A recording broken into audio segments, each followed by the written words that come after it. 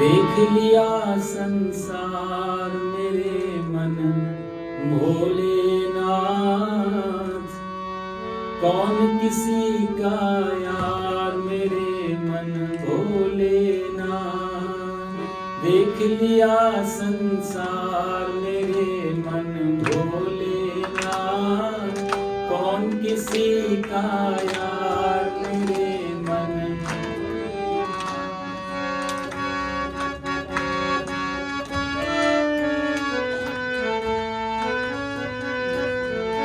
जब तक पैसा पास प्यार सब करते हैं, बिन पैसे जय राम करन से डरते हैं। जब तक पैसा पास प्यार सब करते हैं, बिन पैसे जय राम करन से डरते हैं। एक पैसे का प्यार मेरे मन भोलेनाथ, कौन किसी का यार मेरे मन भोलेनाथ।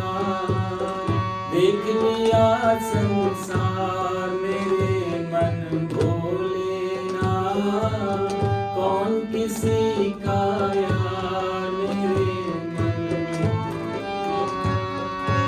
मात पिता सुत नारी सहोदर सब पैसे के साथी। मात पिता सुत नारी सहोदर सब पैसे के साथी। बिरला कोई लाल जो बिन पैसे का हो ये संघाती। साथी कृष्ण मुरार, साथी कृष्ण मुरार मेरे मन भोलेनाथ, कौन किसी का यार मेरे मन।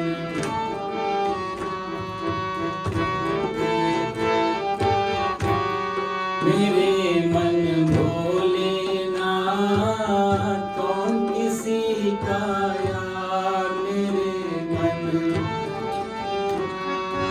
या साथी कोई संत प्यारा, या कोई भक्त निराला। या साथी कोई, या कोई भक्त निराला। बाकी सब पैसे पर मरते, क्या सौरा क्या साला।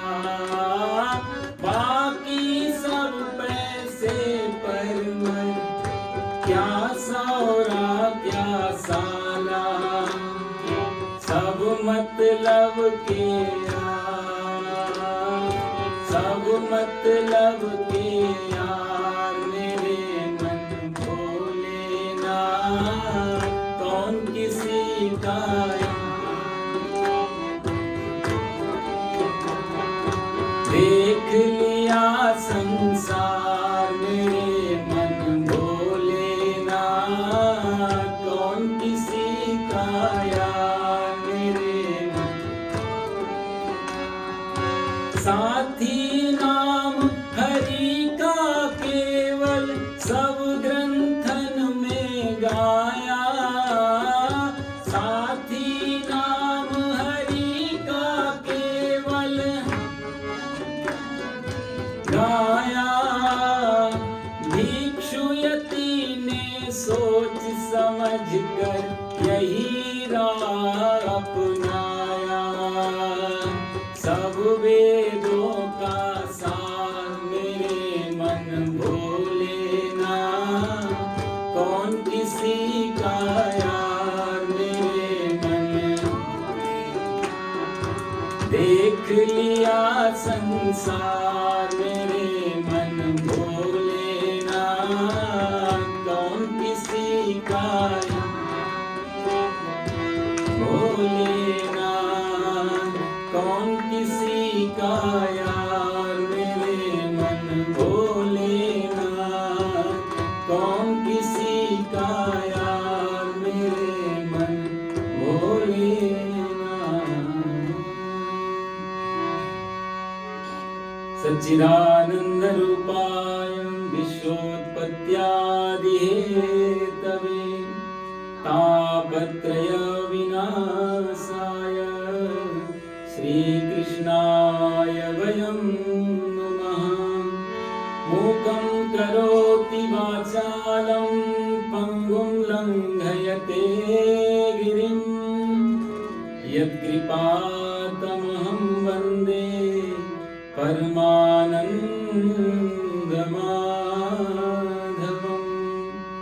यो अन्तः प्रविश्य मम वाचमिमां प्रसुप्तां सञ्जीवयत्यखिल शक्तिधर स्वधाम्ना। अन्यस्तहस्तचरणाश्रवणत्वगादि प्राणान्नमो भगवते पुरुषाय तुभ्यं। प्राणान्नमो भगवते पुरुषाय तुभ्यं। बोलो सच्चिदानंद भगवान की, श्री गीता माता की, बांके बिहारी लाल की।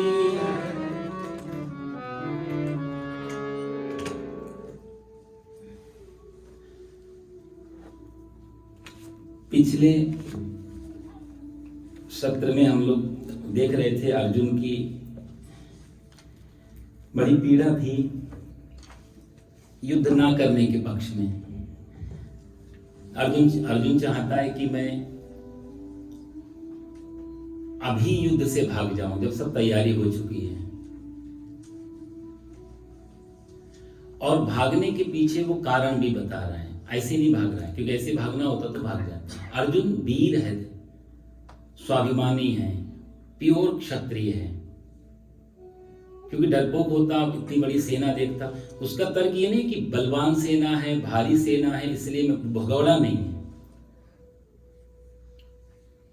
तो वो भागने के भी कारण बता रहा है। हम लोगों को भी कुछ नहीं जब करना होता है तो उसके नहीं करने के पीछे क्यों नहीं कर रहे हैं, इसके हम कारण ढूंढ लेते हैं। जो भी नहीं कर और जो करना है उसके पक्ष में भी हमारे कारण होते हैं कि हमने इसलिए किया, अच्छा या बुरा जो भी हो, पर हम उसको जस्टिफाइड करते हैं कि हमने इसलिए किया, गलत भी किया तो इस कारण से किया।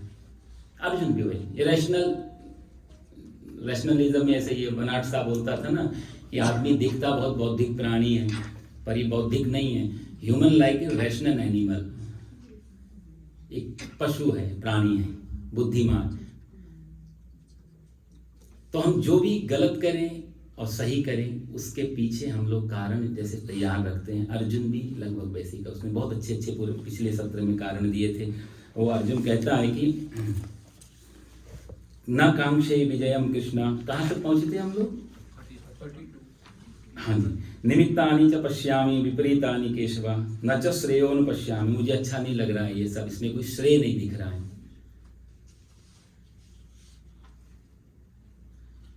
हत्वा, अपनों को मारकर मुझे कुछ भी इसमें ऐसा नहीं दिख रहा है जो शुभ हो, इसलिए न कांक्षे। और मारा क्यों जाना है उसके पीछे भी हम पिछली बार बात कर रहे थे कि हम क्यों हत्या, ये युद्ध क्यों आया है सर पे? क्योंकि इसमें राज्य चाहिए, वैभव चाहिए, धन चाहिए, भोग चाहिए। तो यदि राज्य के लिए मैं इनको मारने जा रहा हूं, इसलिए वो अपना तर्क दे रहा है कृष्ण मुझे इसलिए नहीं मारना क्योंकि न कांक्षे विजयम कृष्ण, मैं विजय नहीं चाहता हूं। क्यों? राज्य तभी मिलेगा जब मेरी विजय हो जाएगी। और विजय क्यों चाहिए? क्योंकि सुखानी चाह। भाई कोई भी चीज हम पाना चाहें तो उसके एक उसका तरीका होता है, एक वे है कि आपको पैसा चाहिए तो पहले जॉब करनी पड़ेगी, जॉब में आपको अपना टाइम देना पड़ेगा, एफर्ट लगाना पड़ेगा, टाइम, तो तब उससे पैसा आएगा। और पैसा क्यों चाहिए? क्योंकि उस पैसे से हम भोग करना चाहते हैं। भोग क्यों चाहिए? कि भोग से हमें आनंद मिलता है या सुख मिलता है। तो पीछे मोटिव जो है मूल वो तो सुख है, कोई भी चीज हम करने जाते हैं। तो अर्जुन एक एक कदम बता रहा है कि न कांक्षे विजयम कृष्णा, हे कृष्ण मुझे विजय नहीं चाहिए। और विजय इसलिए नहीं चाहिए क्योंकि राज्य की अभिलाषा खत्म है, तो इसलिए राज्य भी नहीं चाहिए। और राज्य पाया जाता है सुख के लिए, कृष्ण मुझे सुख भी नहीं चाहिए। देखो अर्जुन की कितनी बड़ी पीड़ा है, तीनों चीजें उसने गिना दी। और कहते किम्नो राजेन गोविंदा, अरे गोविंद मैं इनको मार के भोगये जीवितेन वा, ऐसे राज्य को लेकर के मैं क्या करूं, ऐसे भोग को लेकर के मैं क्या करूं, क्यों, कैसे। और अगला उसके कारण फिर वो और बताएगा कि ऐसा राज्य, ऐसा भोग, ऐसा सुख मैं क्यों लूं, उसके तर्क वो आगे क्या दे रहा है। हम लोग 33 में जाते हैं, 33वां श्लोक।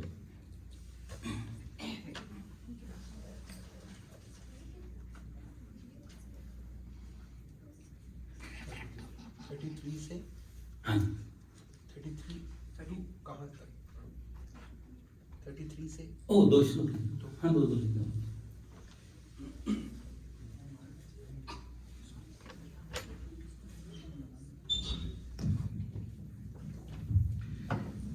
येषाम् अर्थे काङ्क्षितं नो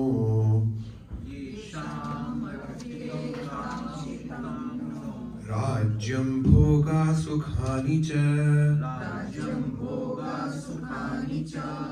त इमे अवस्थिता युद्धे प्राणां त्यक्त्वा धनानि च आचार्या पितरः पुत्राः तथैव च पितामहाः मातुलः श्वशुरा पौत्रा श्याला सम्बन्धिनस्तथा।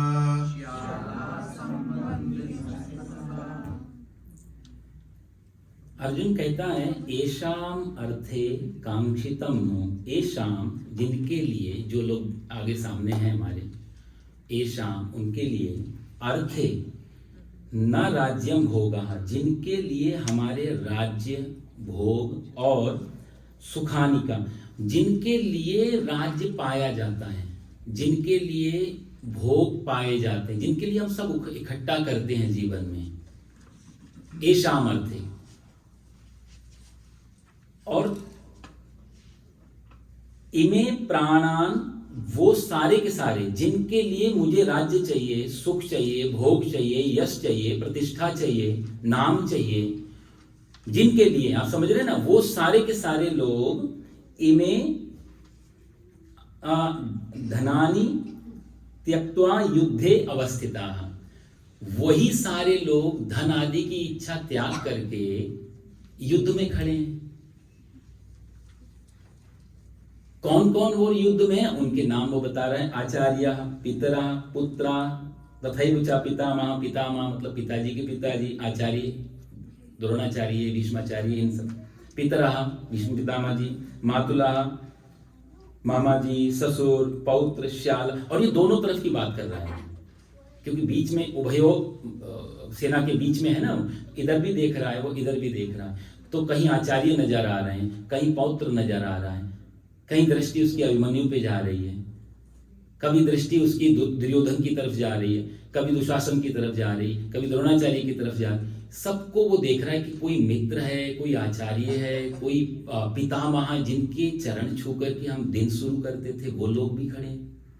इन्हीं लोगों के लिए तो राज्य लिया जाता है, इन्हीं लोगों के लिए तो सब कुछ ठीक किया जाता है कि हमारे पास सब कुछ हो, क्योंकि मेरे साथ अपने हैं।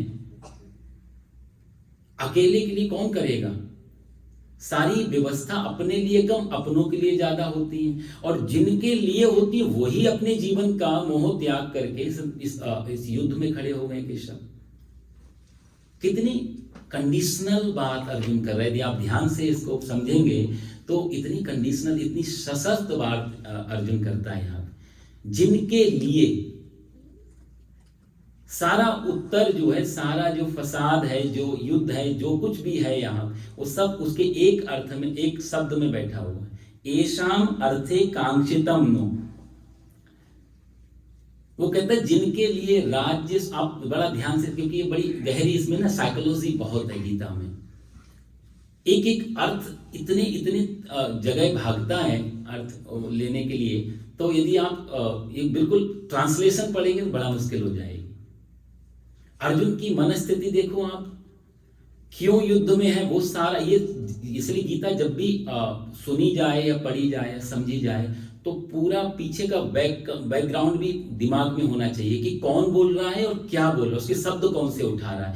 दुर्योधन की पीड़ा नहीं है, अर्जुन की पीड़ा है। दुर्योधन भी देख रहा था मेरे अपने खड़े हैं, पर उसने ये शब्द नहीं कहा, उसने सेना की वीरता के बारे में बताया, इधर कौन है, इधर कौन है, कैसे युद्ध करना है, भीष्म पितामह को घेर के खड़े रहो। उसकी दृष्टि में कोई मोह नहीं है, अर्जुन की दृष्टि में मोह है। इसलिए अर्जुन के शब्द क्या है कि जिनके लिए राज्य, जिनके लिए सुख, जिनके लिए सब कुछ किया जाता है, उनके लिए वही लोग तो सामने खड़े मरने के लिए। वो देखो, ते इमे वस्थिता युद्धे प्राणास त्यक्त्वा, वो अपने प्राणों की बलि देने के लिए यहां खड़े हैं, अपने प्राणों को न्यौछावर करने के लिए खड़े हैं। यदि वही चले जाएंगे तो फिर किसका लिए राज्य, किसके लिए धन, किसके लिए सुख। इसमें दो तीन चीजें समझने की हैं। एक तो यह है कि अर्जुन को एक चीज लगती है कि यदि मेरे अपने ना मरे और सुख मिल जाए तो अर्जुन लेने को तैयार है। इसमें एक बात, क्योंकि वो तर्क जो दे रहा है वो कहता है मेरे सारे लोग जिनके लिए मैं राज्य लूंगा वो लोग हैं, इसलिए मैं युद्ध नहीं करूं। यदि ये लोग हट जाएं, दूसरे लोग आ जाएं तो मैं युद्ध करने को तैयार हूं, पहली बात। दूसरी चीज यहां ये भी है कि अर्जुन एक चीज पे और टिका है। अर्जुन कहता है कि राज्य में सुख भी है, भोग भी है, राज्य भी है, यानी कि इन सब चीजों में सुख है, इस बात से उसको कोई दिक्कत नहीं है। आप समझ रहे हैं, वो चाहता सुख तो है लेकिन इनको मारकर सुख नहीं लेना है। ये दो तरीके से अर्जुन का डामाडोल है स्थिति। देखो यहां पर कोई ज्ञानी होगा तो वो कहेगा इसमें सुख है ही नहीं, बड़े में क्या सुख है। महात्मा बुद्ध जब रथ पे जा रहे थे, विवाह हो चुका था, बेटा भी है, अभी बहुत ज्यादा समय भी नहीं हुआ है विवाह को, सुंदर पत्नी है, सुंदर बच्चा है राहुल। जब जा रहे हैं और पहली बार उन्होंने देखा कि किसी की मृत्यु हुई, अर्थी सिर पे है, लोगों के कंधे पे है। पिता और बुद्ध पूछते हैं सारथी से कि ये क्या है, क्योंकि पहली बार उन्होंने ये दृश्य देखा, पिता ने निकलने नहीं दिया था घर से। उसके पीछे भी कारण था, क्योंकि किसी ज्ञानी ने कहा था, ज्योतिषी ने, कि ये बच्चा जिस दिन संसार का दुख देख लेगा उस दिन फिर हमेशा के लिए वैरागी हो जाएगा। तो पिता ने बचा के रखा था दुनिया के दुख से। तो सारा उनके महल में हर समय लग्जरियस चीजें रहती थी, कोई भी दुख पीड़ा, बूढ़ा बीमार, ऐसे लोगों की प्रतिबंध था उनसे मिलने के लिए। आज पहली बार बाहर निकले, क्योंकि विवाह हो गया और बच्चा हो गया। विवाह होने के बाद बच्चा हो गया, पिता कन्फर्म हो गए कि अब ये मामला दुनियादारी में पड़ चुका है, अब नहीं बिगड़ता। तो आज उन्होंने आज्ञा दी, तुम चाहो तो राज्य घूम के आओ। तो जब ये घूमने गए और उन्होंने देखा किसी की मृत्यु, कोई मुर्दा को कंधे पे ले जा रहे हैं, और उन्होंने पूछा सारथी से कि ये सब क्या है। तो सारथी ने बताया कि महाराज ये तो मर चुका है। मरने का मतलब, बोला कि जो एक बार गया सो गया, तो वापस नहीं आएगा। शरीर का क्या, बोला इसको जला के खत्म कर देंगे। तो बुद्ध ने पहला सवाल जो सारथी से किया वो ये किया, क्या मैं भी मरूंगा? सारथी बोला महाराज माफ करना, क्षमा, लेकिन ये तो संसार का नियम है। जो जातस्य ही ध्रुवो मृत्यु ध्रुवम जन्म मृतस्य च, गीता में आएगा। जिसने जन्म ले लिया फिर मरना तो कंफर्म हो गया।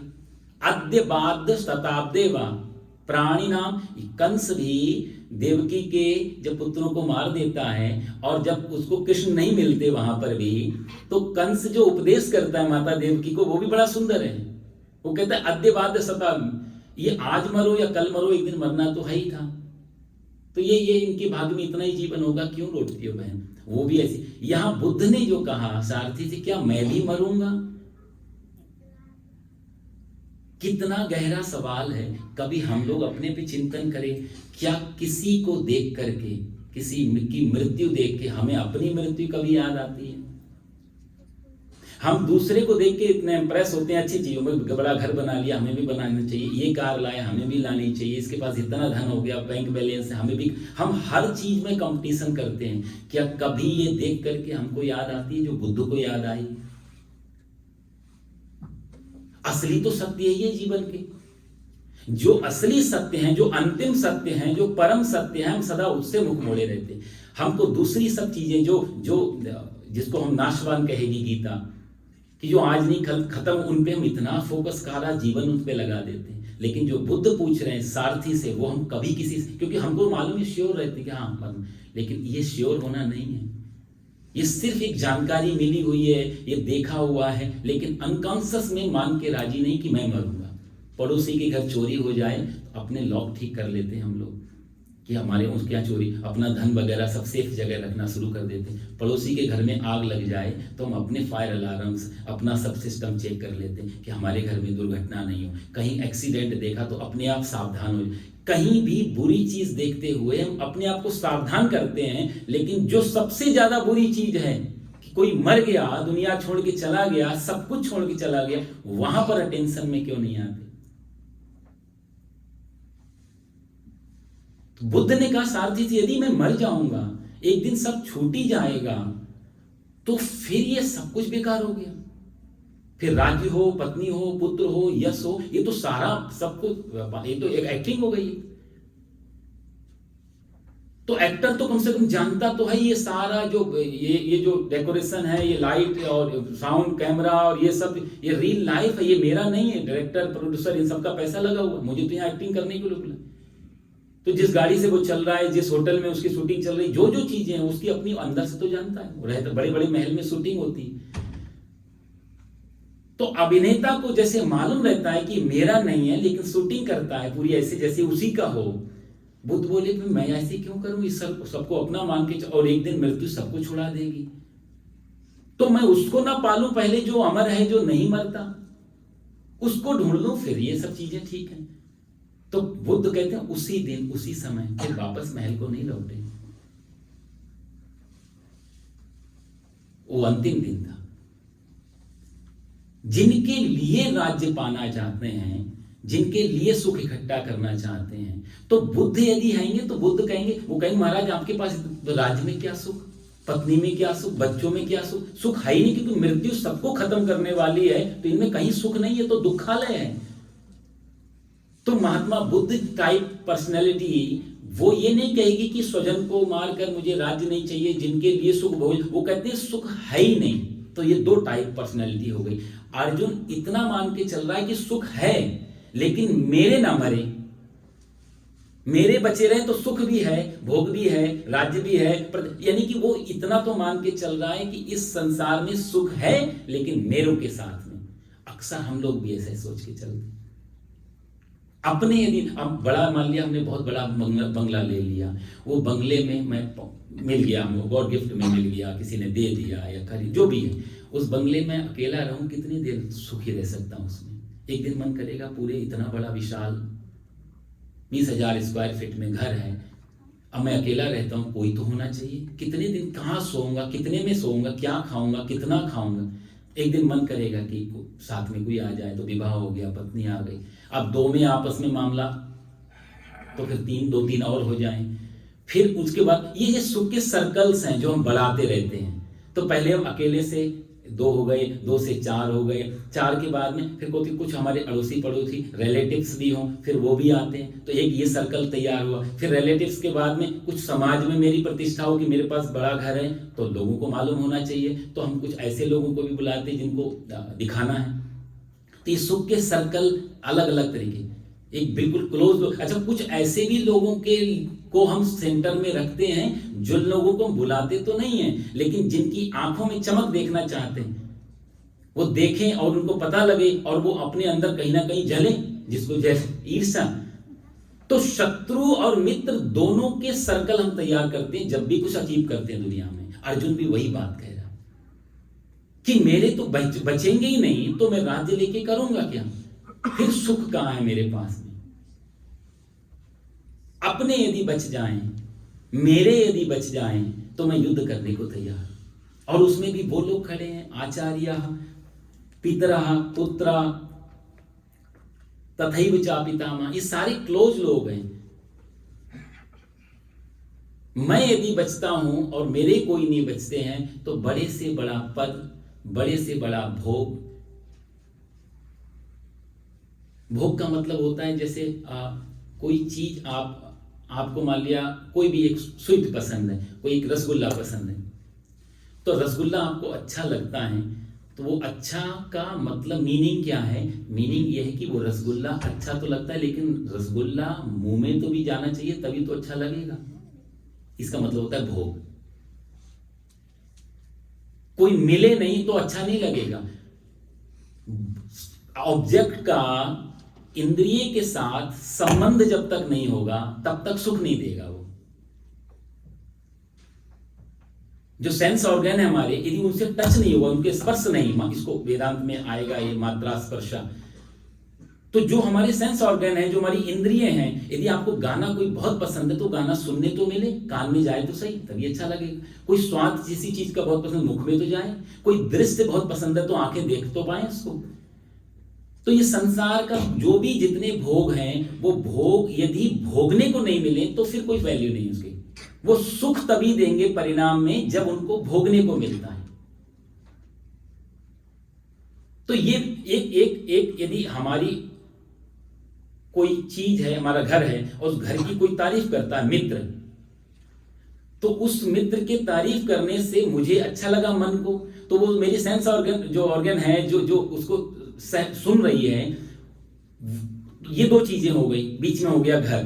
तो जब इस मित्र ने इस घर की तारीफ मेरे से की तो ये मित्र भी मेरे लिए ऑब्जेक्ट हो गया।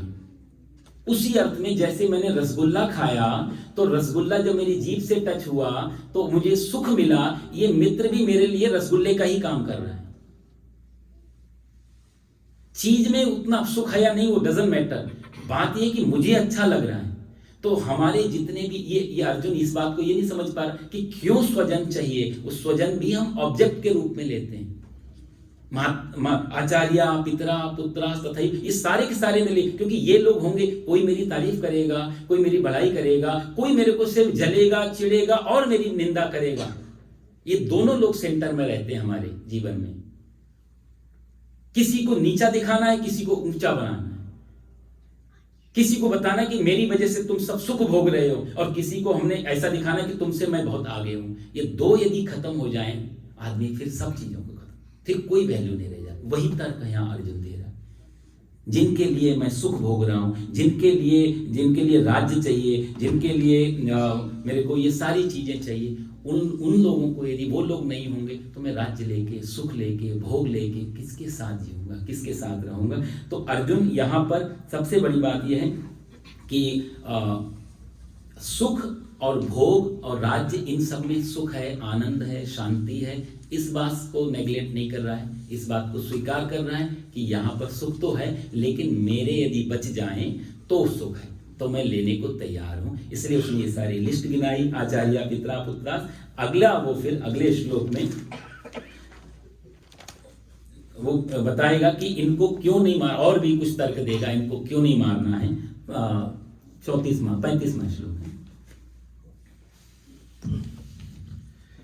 एतान् हन्तुमिच्छामि यतोऽपि मधुसूदन अपि त्रैलोक्यराज्यस्य हेतो किं नु मही कृते। एतान् हन्तुमिच्छामि, इसलिए मैं इनको मारना नहीं चाहता हूँ। ये आचार्य पितरा इन सबको क्यों नहीं मारना चाहता हूँ? एतान, इनको मारना नहीं चाहता क्योंकि ग्नोति मधुसूदन, हे मधुसूदन। मधुसूदन भगवान का कृष्ण जी का नाम है। मधु नाम का एक दैत्य था।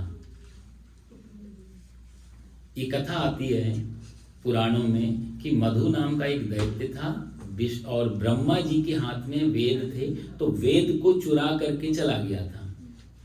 तो भगवान ने मधु को मारा, सूदन मतलब मारना, मधु को मारने के कारण भगवान का नाम पड़ गया मधुसूदन।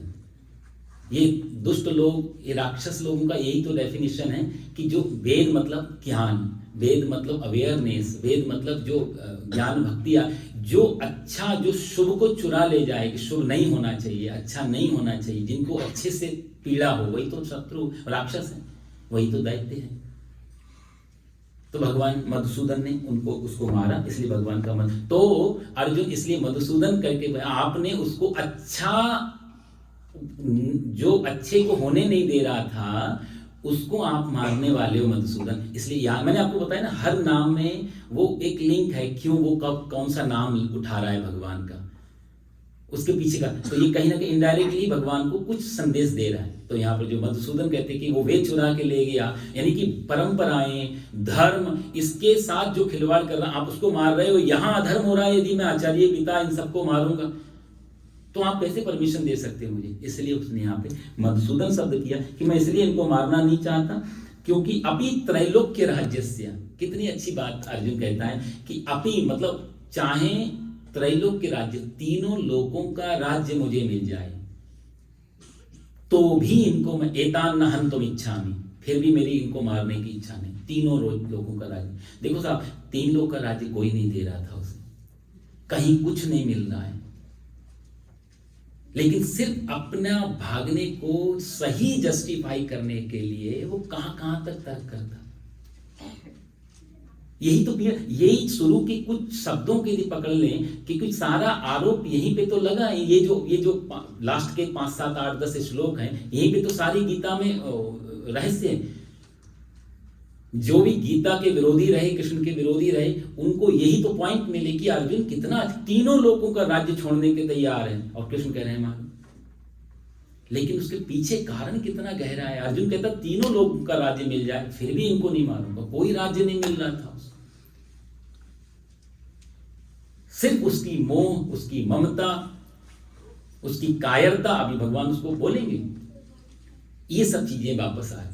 वो राज्य, कितने युद्ध अर्जुन ने लड़े, ये तो कोई अंतिम युद्ध या पहला युद्ध तो नहीं है अर्जुन के आगे। अर्जुन ने अपने इतने विराट के साथ, कितने के साथ उसने इतने बड़े बड़े युद्ध लड़ने पे उसने कभी नहीं पूछा कृष्ण क्यों मारना, क्यों हत्या करनी इनकी। आज अर्जुन को ये सब याद आ रहा है क्योंकि अपने लोग खड़े हैं साहब। ये सारा की सारा मोह और ममता, मैं और मेरा, तू एंड तेरा, इन सारे में पूरी गीता का सार है। ये सारा आधार मैं और मेरे पे अटकी है पूरी गीता। अपि त्रैलोक्य राज्यस्य, और कहता है हे तो किम नु मही कृते, मैं इनको क्यों मारूं मधुसूदन, इनसे कुछ भी मिलता नहीं है। यदि जिनके लिए मारा जाएगा, जिनके लिए जो लोग मर जाएंगे, यदि वो लोग नहीं होंगे और मेरे पास राज्य होगा, मैं राजा बनूंगा, तो कौन देखने वाला होगा, कौन मेरी तारीफ करने वाला होगा, किसको मैं दिखाऊं। सारा उसके अंदर वही साइकोलॉजी भरी हुई है। इसलिए अर्जुन यह ऐसा तर्क दे रहा है। मधुसूदन कह के आपको मैंने बताया, मधु नाम के दैत्य को मारा इसलिए। और एक चीज इसमें और समझने की है कि दुर्योधन पहले अध्याय में दुर्योधन एक बात कहता है, दुर्योधन कहता है मदर्थे त्यक्त जीविता, ये शब्द था पहले जब वो द्रोणाचार्य को बता रहा है। मदर्थे त्यक्त, मेरे लिए जान देने के लिए लोग तैयार हैं, मेरे लिए मरने के लिए लोग तैयार हैं। दुर्योधन का पक्ष देखो हम। और अर्जुन कहता है कि मैं इनको क्यों मारूं। दुर्योधन कहता है कि ये लोग मर भी जाएंगे लेकिन मेरे को राजा बना के मरेंगे, इस आशा से खड़े हैं। और अर्जुन कहता है कि मैं राजा बनूं और ये लोग मर जाएं। ये दोनों की बुद्धि है, ये फर्क है दुर्योधन बुद्धि और अर्जुन की बुद्धि। तर्क बहुत अच्छे लगते हैं शुरुआत में, ये अर्जुन के सारे तर्क आपको अच्छे लगेंगे, लेकिन इन सब का भगवान आगे क्या जवाब देंगे, बहुत सुंदर भाव है आगे। अभी अर्जुन के और भी कुछ तर्क रहेंगे कि क्यों नहीं मारना है, उससे क्या क्या दुष्परिणाम होंगे, युद्ध से क्या हानि हो जाएगी, और युद्ध से उसका परिणाम में यदि अर्जुन को काश भगवान बता पाते अभी कि युद्ध करने में तेरे को ये फायदा है, युद्ध करने से कोई मरता नहीं, कोई मारता नहीं, ये सब चीजें जब आगे भगवान बताएंगे तो युद्ध के लिए। लेकिन अभी अर्जुन, अच्छा एक चीज और भी, अर्जुन जो है वो भागना तो चाहता है लेकिन वो कृष्ण से परमिशन लेके भागना चाहता है। ये भी बड़ा सुंदर बात है। इसकी जगह युधिष्ठिर होते या कोई और होता तो बात नहीं होती। अर्जुन ही कहता है कि मैं क्षत्रिय हूं, वीर, यदि मैं ऐसे भाग गया तो मेरा अपयश होगा। चिंता भी तो वही है, मेरी अपयश भी नहीं होनी चाहिए, अपकीर्ति भी नहीं हो, लोग मेरे बारे में बुरा भी ना कहें। वो कहें इन्होंने बोला इसलिए भागा मैं। तो मैं जंगल भी यदि भाग के जाऊं तो एटलीस्ट सारा आरोप कृष्ण पे डाल। कितना फर्क। तो वो यदि इतने तुम्हें मालूम ही है कि यदि सारे दोष हैं, सब अवगुण हैं युद्ध में, तो फिर पूछ भी क्यों रहे हो? जैसे हम लोग आमतौर से बात करते हैं, जब इतना तुम्हें सब कुछ मालूम तो पूछ क्यों रहे, भागी जाओ। तो भाग नहीं रहा है क्योंकि उसको दुविधा ये है कि ऐसा नहीं कि मैं भाग, क्योंकि अर्जुन शुद्ध क्षत्रिय था। यदि वो यहां से भाग भी जाता तो कितने दिन वैरागी रहता, जंगल में चला जाता, झोपड़ी डाल देता, और फिर कहीं तीर धनुष तो उसका बचपन का शौक रहा, कभी चिड़ियों पे निशाना लगाता, कभी हिरणों पे निशाना लगाता, कभी किसी और पे निशाना लगाता, क्योंकि वहां तो अपने नहीं थे। तो अर्जुन हिंसा से नहीं भाग रहा है, एक अर्जुन अहिंसक होकर के भी नहीं भाग रहा है, दो अर्जुन दुविधा के कारण, और अर्जुन चाहता है कि कृष्ण मेरे से एक बार कह दे कि तू भाग जा। इसको मालूम नहीं जिससे मैं पूछ रहा हूं वो कोई छोटे मोटे सदगुरु नहीं है, इसलिए भगवान इसकी एक भी बात का ध्यान नहीं देंगे आगे। इसने पहले कितना अपने अपने सिम्टम्स बताए मेरे शरीर में। आपने पढ़ा पिछली बार देखा ना कि मेरा ये हो रहा है, रोम हर्ष से जायते, त्वचैव परिदह्यते त्वचा। तो सोचे शायद भगवान बोले अभी तेरी युद्ध की स्थिति नहीं, तू थोड़ा बेड रेस्ट ले ले। भगवान ने कुछ भी ध्यान नहीं दिया, वहां पे बात ही नहीं। तब ये दूसरा तर्क उठाने लग गया, फिर अब तीसरा तर्क उठाने लग गया।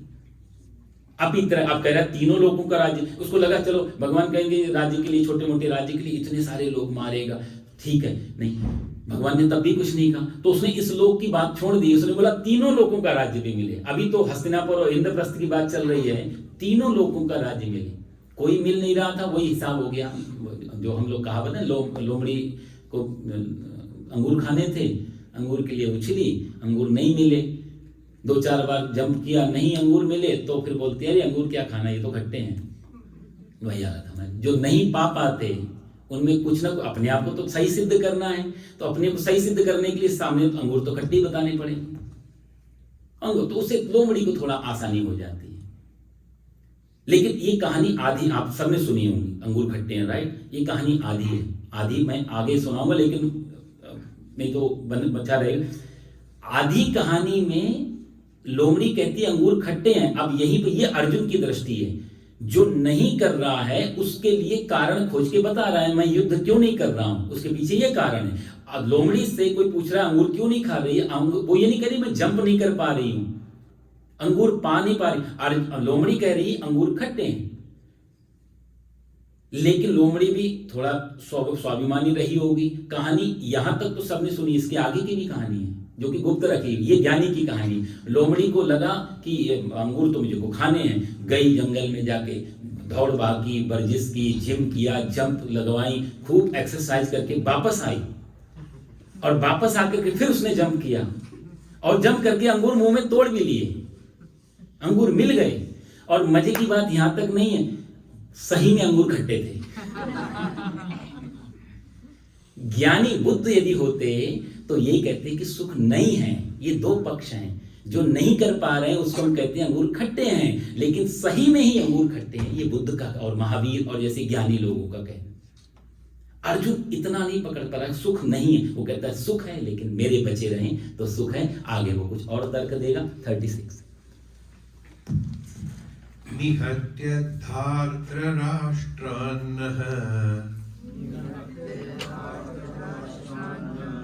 का प्रीतिः स्यात् जनार्दन पापम् एवाश्रयेद् अस्मान् हत्वैतान् आततायिनः। और ले लो बात, 39 ले लो। तस्मान्नार्हा वयं हन्तुम् धार्तराष्ट्रान् स्वबान्धवान् स्वजनं हि कथं हत्वा सुखिनः स्याम माधव यद्यप्येतेन पश्यन्ति लोभोपहत चेतसः कुलक्षयकृतं दोषम् मित्रद्रोहे च पातकम् कथं न ज्ञेयमस्माभिः पापात् अस्मान् निवर्तितुम् कुलक्षयकृतं दोषम्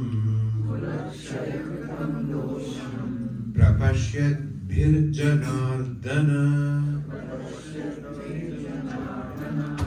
निहत्य धार्त राष्ट्रान्नः का प्रीति स्या जनार्दन। हे जनार्दन, जनार्दन का अर्थ होता है जनान अर्दयति इति जनार्दन। जो जनान मतलब जो संसार का प्राणियों का अर्दन करे, संहार करे, उसका नाम है जनार्दन। संहार का अर्थ होता है जैसे कि हम लोग त्रिदेव मान के चलते हैं, ब्रह्मा जी, विष्णु जी और भगवान भोलेनाथ शिव। ब्रह्मा जी का काम सृजन करना, बीच की शक्ति विष्णु है, उसका काम पालन करना, और अंतिम शक्ति है शिव की, और वो है इसको मिटाना। संहार का यदि संहार शब्द बहुत अच्छा तो नहीं है, नेगेटिव वर्ड है। जैसे किसी चीज को हम रिसाइकल करते हैं, शिव जी का एक्चुअल में वो काम है। हम मान के चलते हैं कि संहार करता है शिव जी, तो कर्पूर गौरम करुणावतारम। भोलेनाथ तो संहार करे, मार दें, अच्छा नहीं है। सब शब्दों को हम कई बार उसी का वैसा हम अर्थ ले लेते हैं, तो कई बार हमको समझने में दिक्कतें हो जाती हैं। शिव जी संहार ये रिसाइकल है। जैसे कि एक तरफ से पानी आ रहा है और आकाशात पतितो तोयम यथा गच्छति सागरम, जैसे आकाश से जल गिरता है सागर की तरफ भागता है। लेकिन आकाश से जो जल गिर रहा है उसका सोर्स क्या है? वो आ कहां से रहा है? जहां जल ये भाग रहा है जिसकी तरफ, यथा गच्छति सागरम। तो ये पूरा साइकिल हो गया। आप समंदर से उठा, आप बादल बना, और वहां से जो भी पृथ्वी पे गिरा, नदी बनी, और फिर सागर की। तो ये इसीलिए कहते हैं ना, अगला गीता में आगे आएगा कि इस पूरे संसार में से एक बूंद जल ना तो आप कभी नष्ट कर सकते हो, ना एक बूंद जल बना सकते हो। कोई भी चीज, रेत का एक छोटा सा कण, ना तो हम उसको नष्ट कर सकते हैं और ना उसको ये बहुत अच्छे दूसरे अध्याय में इस सब की चर्चा होगी। इस दुनिया में एज इट इज जो भी बन गया उतना ही है। कभी उसमें ना तो कुछ मिक्स हो सकता है, ना कुछ मिटाया और नष्ट किया जा सकता है। ये सब रिसाइकल चल रहा है। हमारे महाराज जी हरिद्वार में हमेशा एक बात कहते थे सत्संग में कि हमने उगला, पृथ्वी ने निगला, और पृथ्वी ने उगला और हमने निगला। ये सब चलता है। तो जनान अर्दयति का मतलब, तो ब्रह्मा जी का जो काम है वो सृजन करना है, लेकिन ये तीनों आपस में शक्तियां जुड़ी, पीछे एक ही शक्ति है, तीन उसके नाम है। जब सृजन वो शक्ति सृजन करती है, बनाती है, तो हम उसको बोलते हैं ब्रह्मा। वही शक्ति जब किसी दूसरे रूप में आकर के पालन करती है तो हम बोलते हैं विष्णु। और वही शक्ति जब इसको रिसाइकल करती है कि बूढ़े लोग जाते हैं, बच्चे लोग आते हैं, यदि पानी को रोक लेंगे तो फ्लड आएगा, बाढ़ आएगी, तो सुनामी आएगी। तो पानी जितना जरूरी यदि आ रहा है तो उसको जाना। ये प्रकृति बैलेंस करती रहती। हम आज नहीं यदि कल सफल हो गए मृत्यु पर विजय प्राप्त करने के लिए, तो एक तरफा होंगे। हम मृत्यु को जिस दिन जीत लेंगे उस दिन जन्म रुक जाएगा। सभी विचार रखेंगे, आप दोनों चीज को नहीं पकड़ सकते। तो मृत्यु को रोकते ही जन्म अपने आप रुक जाएगा, और यदि मृत्यु बढ़ा दी तो जन्म भी बढ़ जाते हैं। ये पूरा बैलेंस कर रही है पृथ्वी, हर समय ये प्रकृति बैलेंस कर रही है। तो इंसान को जब भी कुछ लगता है कि हमने ये बनाया, कभी बनाया, कुछ भी नहीं बनाया, सिर्फ कुछ चीजों को जोड़ करके और हम उसको कोई भी मशीन का नाम दे दे, सब चीजें ऑलरेडी बनी हुई हैं। जैसे हम इंस्टॉल करते हैं, अलग अलग पार्ट को करके इंस्टॉल कर दिया और एक चीज तैयार हो गई। बस है, जैसे हमारा शरीर है, पानी भी है, पृथ्वी भी है, जल भी है, वायु भी है, आकाश, 5 चीजें मिक्स हो गई, एक शरीर तैयार हो गया। शरीर से जब आत्मा निकल गई, हमने उसको जला दिया, जल में चला गया, पानी में, और आग में चली गई, आकाश। 5 चीजें 5 में जा करके मिल गई। 5 एलिमेंट से बना, 5 एलिमेंट में खत्म हो गया मतलब मृत्यु, जुड़ गया मतलब जन्म, मिट गया मतलब मृत्यु, इतना ही अंतर। तो जनान अर्देत, इसलिए हम जनार्दन कि आप ही तो बनाते हो, आप ही मिटाते हो, आप ही पालन करते हो, मेरे को क्यों आप बीच में डालते हो कि मैं इनको मारूं। इसलिए बहुत अच्छा संबोधन उसने लिया कि जनान निहत्य धार्त राष्ट्रान्न का प्रीति से आज जनार्दन पापे पाप मेवा श्रये दस्मान हत्वे तानातताई, यहाँ आतताई शब्द वो लेता है कि ये भले ही धृतराष्ट्र के जो संबंधी हैं, दुर्योधन आदि को टारगेट कर रहा है वो यहाँ पे, संबंधियों को मारकर हम लोग कहाँ प्रीति, उसमें हमें क्या सुख मिलेगा, इनको मारकर हमें क्या सुख मिलेगा जनार्दन। इन आतताइयों को मारने से तो हमें पाप ही लगेगा। बहुत अच्छी बात कह रहा है, उसने शब्द बहुत अच्छा उठाया। पहला तो जनार्दन कि मारने मिटाने वाले आप हो, आप मेरे को आगे मत करो, पहली। दूसरा वो कहता है कि आतताइयों को मार करके क्या सुख मिलेगा, ये तो हमें पाप लगेगा आतताई को मार के। देखो कितना अर्जुन डमाडोल है, और जब कभी आदमी बहुत ज्यादा फ्रस्ट्रेट होता है तो वो क्या बोल रहा है उसको मालूम नहीं पड़ता है। उसने शब्द उठा रहा है वो आतताई। आतताई को आप समझो पहले कि क्यों उसने ये शब्द उठाया। आतताई जो है उसको जब अश्वत्थामा ने द्रौपदी के 5 बच्चों को मारा था, सोते हुए को मारा था, राइट, जब वो बच्चे सो रहे थे मार के आ गया, अर्जुन ने पकड़ा उसको, द्रौपदी के सामने लाए, पूछा, वहां पर बात निकली है कि आतताई है, इसने सोते हुए बच्चों को मारा। तो आतताई की डेफिनेशन होती है, कई शास्त्रों में मनु महाराज ने कुछ अलग तरीके से की है, दूसरे शास्त्रों में पुराण आदि में अलग तरीके, वशिष्ठ जी ने भी आतताई की बहुत अच्छी डेफिनेशन दी है। बाकी जिनके लगभग सब 2-4% का अंतर होगा, लेकिन 99% सब ने लगभग एक ही बात की है, आतताई कौन है। ये बड़ा सुनने की बात है। वशिष्ठ स्मृति यदि आप पढ़ते हैं तो वशिष्ठ जी कहते हैं कि अग्निनो गर्दश्चैव शस्त्र पाणिर धनापह, अग्निनो गर्दश्चैव शस्त्र पाणिर धनापह और क्षेत्र दारापहर्ता च सडेते आततायिना। 6 लोगों को उन्होंने आतताई बताया, और यही लगभग 6 लोगों को मनु महाराज ने बताया मनुस्मृति में।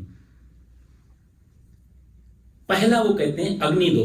अग्निदो का अर्थ होता है कि किसी का घर जला देना धोखे से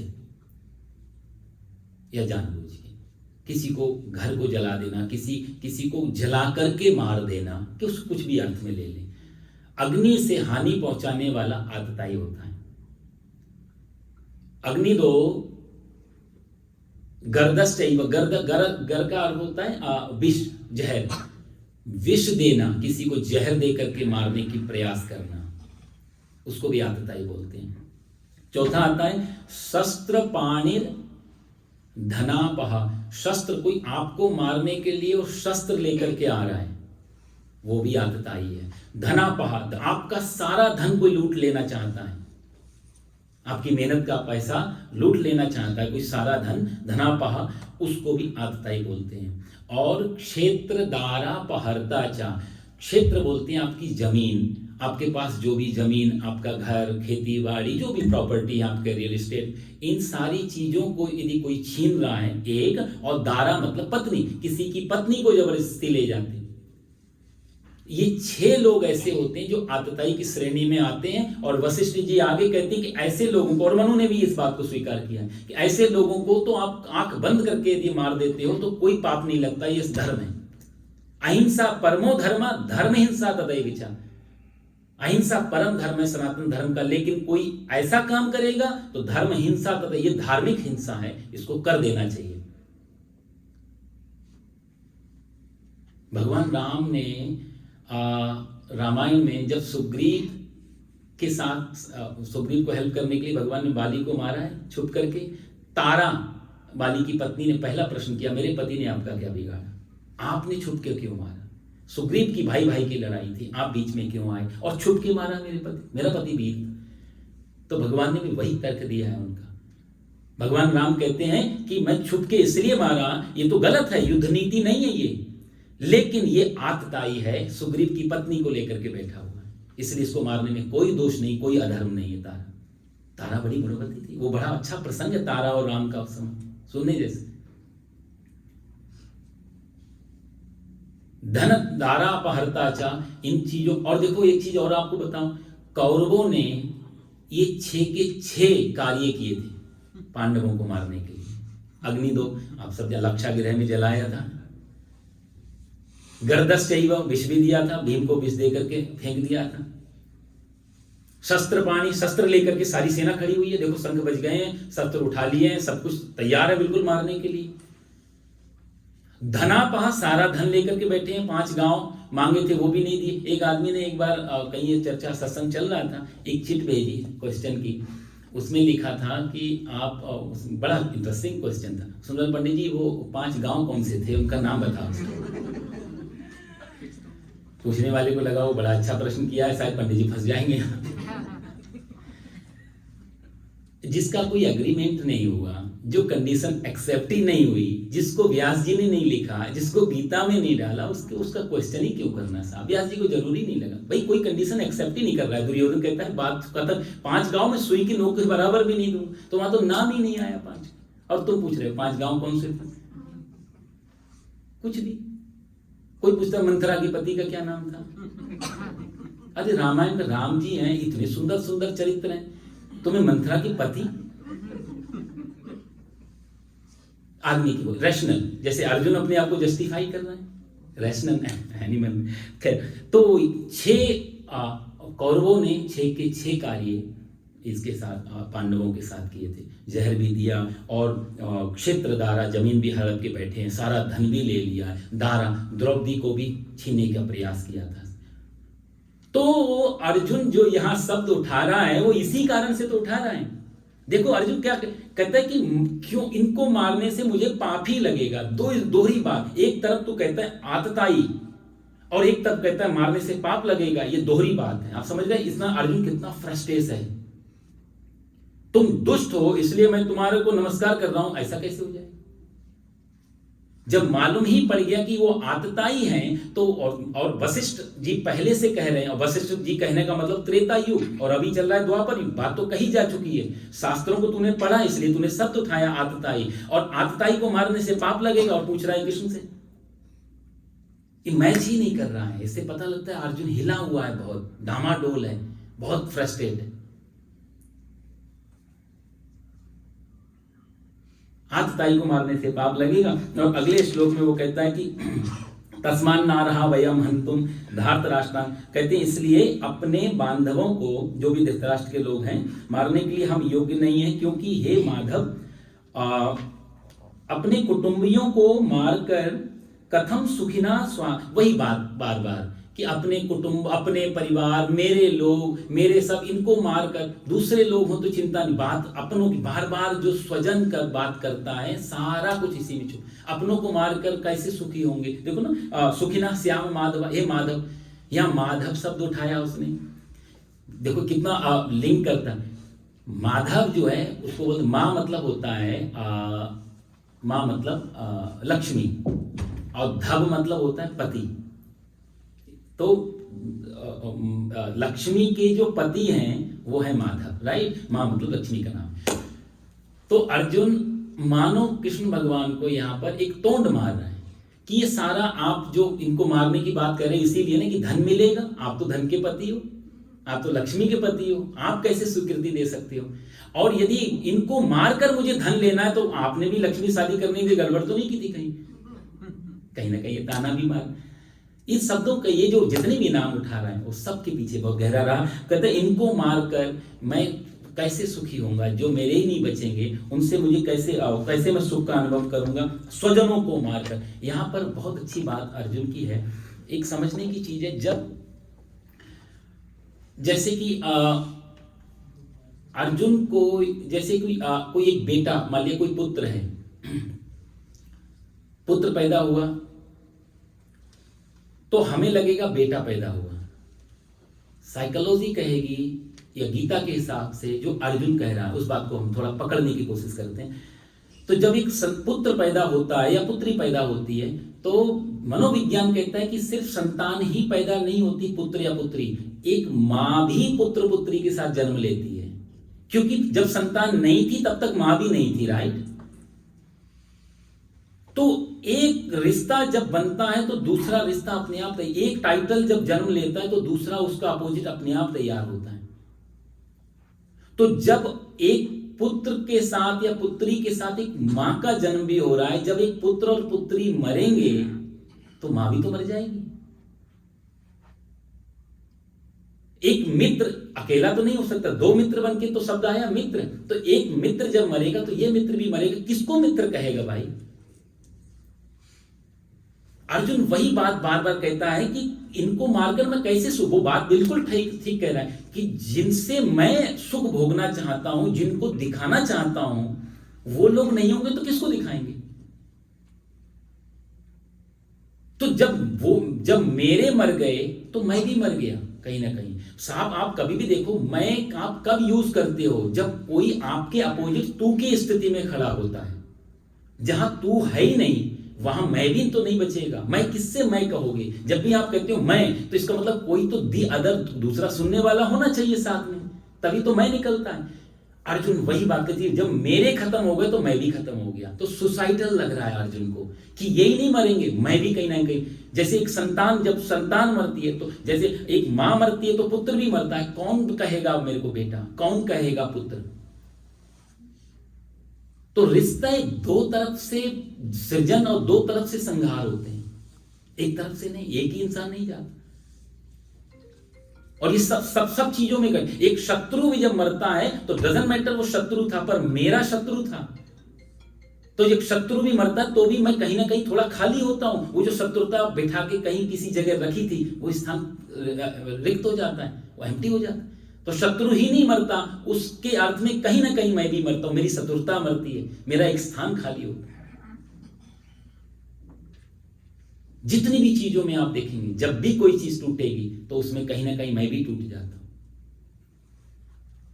जब राजा लोग बैठे थे ना वो धनुष तोड़ने के लिए सीता स्वयंवर में, तो धनुष तो किसी से टूटा नहीं।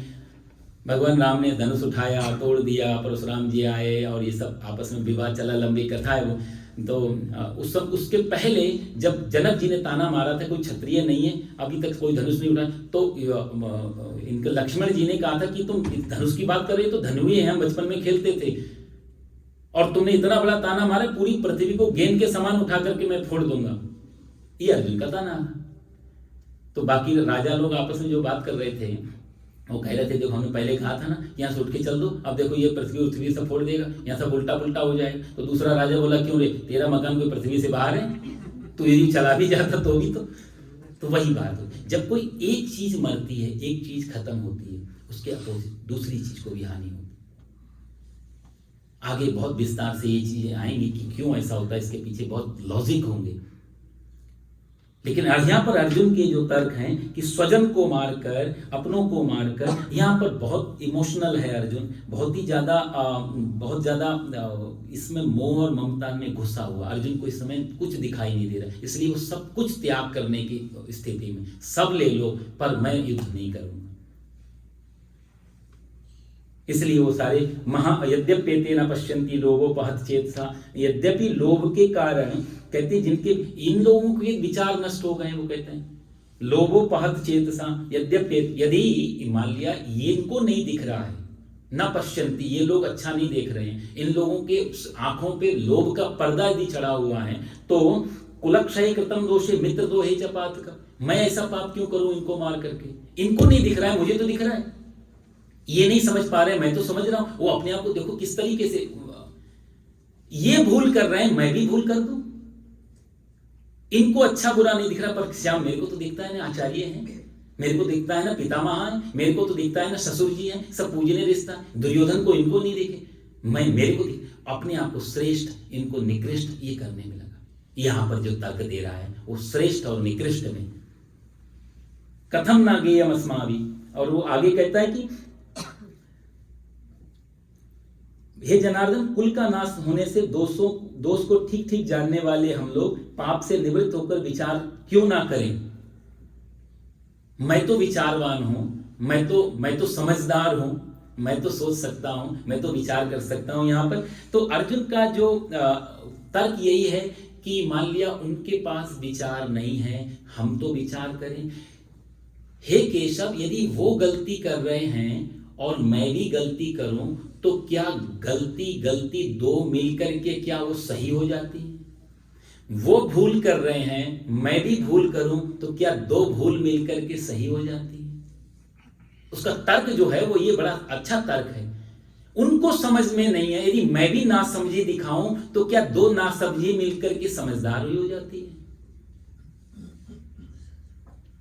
वो सब ये अपने आप को ठीक हूं मैं, राइट हूं मैं, वो लोग गलत हैं, ये सब चीजों को घुमा के बात कर रहा है। अर्जुन को देखो साहब, उस समय उसको जो दिख रहा था बहुत प्रैक्टिकल है। अब के जो युद्ध हैं,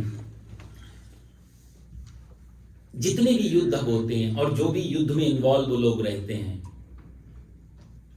वो लोग अक्सर पीछे होते हैं। मान लिया एक बुलेट प्रूफ रूम में बैठे होंगे, साउंड प्रूफ रूम में बैठे होंगे, बहुत सुरक्षा, या ज्यादातर बंकर में होते हैं जब आदेश देते हैं, बट उनको मालूम नहीं होता है कि सामने जो ऑर्डर दिया जा रहा है क्या होगा। मान लीजिए जैसे हिरोशिमा नागासाकी पे बम डालने वाला, आपने तो सबने पढ़ा होगा, जब उसने पायलट ने बम डाला है और जो घर पे आया, तो जैसे हम लोगों को मालूम पड़ा कि 1 लाख लोग मर गए 15 मिनट में, ऐसे ही उसको मालूम पड़ा। मैंने पढ़ा कि उस व्यक्ति को बिल्कुल आम आदमी की तरह पता लगा, उसको बिल्कुल समझ नहीं कि इसका ये वाला, जैसे सारी जनता को पता लगा कि 1 लाख लोग, इसको भी ऐसे ही पता लगा। अब इसको शॉक लगा, 1 लाख लोग एक बटन में, दिख नहीं रहा था उस समय। तो उस समय की युद्ध में ये अर्जुन देख पा रहा है, ये विशाल 11 अक्षौणी इधर, 7 अक्षौणी, 18 अक्षौणी सेना, ये बड़े बड़े वीर, बड़े बड़े लोग, और सारा युवा वर्ग था, ना तो वृद्ध थे, ना बच्चे थे, ना स्त्रियां थी। तो उसको जो 18 अक्षौणी लाखों लोग दिख रहे हैं, उन लाखों लोगों में उसको लाखों उन लोगों की पत्नियां भी दिख रही हैं। उन लाखों लोगों में लाखों बच्चे भी दिख रहे हैं उसको, कि यदि इनको मार दिया तो लाखों ये औरतें विधवा हो जाएंगी, लाखों बच्चियां, वो लाखों को देख पा रहे। वो सब ये गणित लगा रहा है कि इतना मार करके यहीं तक सीमित नहीं रहेगा, इसका इफेक्ट कहां तक जाएगा, ये कहां तक प्रभावित करेगा, ये उन सबको वो देख रहा है। कोई भी आदमी पागल हो जाए साहब, 1 लाख आदमी मरेंगे, 1 लाख आदमी को आप खड़े करो स्टेज के, और फिर देखो कि इन 1 लाख लोगों को मारना है, फिर आपको उन 1 लाख लोगों की पत्नियां, उनके बच्चे, उनके माँ बाप, उनके भाई बंधु, उनके सगे साफ दिखाई देने लग जाते हैं। बड़ा कठिन हो जाएगा। वो भी शायद यदि उसको मालूम सब दिखाई दे जाए और कहें अब मार तो शायद कोई भी नहीं मार पाएगा। अर्जुन वो सब देख पा रहा है कि इनके पीछे कितने लोग जुड़े हुए, इसलिए बहुत इमोशनल है अर्जुन, बहुत ममता से ग्रस्त है, इसलिए वो सारे तर्क दे रहा है, तर्क बहुत अच्छे दे रहा है। और यद्यप्येते, तो हम पाप क्यों करें, और पाप जो है क्योंकि वो लोभी हैं, उनको राज्य चाहिए, मुझे तो राज्य नहीं चाहिए। लोभ जो है, पाप का मतलब एक ही होता है। मनु महाराज के हिसाब से कहते हैं कि लोभ जो है, लोभस्य पाप मूला, पापस्य लोभ, जो लोभ है वो पाप का जड़ है। जब भी लोभ होगा तो वो पाप करवाएगा। और लोभ कब आएगा? जिम प्रति लाभ लोभ अधिकाई, गोस्वामी तुलसीदास जी कहते हैं, जैसे जैसे लाभ बढ़ता है वैसे वैसे लोभ बढ़ता है, और जैसे जैसे लोभ बढ़ता है तो लोभ का प्राप्ति करने के लिए पाप करना पड़ता है। अर्जुन वही बात कहते हैं, ये लोग पाप कर रहे हैं क्योंकि ये लोग लोभी हैं, मैं क्यों पाप में पड़ूं इनको मार करके। और आगे कुछ और अच्छे अर्जुन फिर से कुछ तर्क देगा कि ये पाप करने से क्या क्या हो जाएगा, क्या क्या गड़बड़ हो जाएगी। उसके लिए अर्जुन आगे 40वें श्लोक में 40-41 दोनों लेंगे। कुलक्षये प्रणश्यन्ति कुलधर्मा सनातनः धर्मे नष्टे कुलं कृत्स्नम् अधर्मो अभिभवत्युत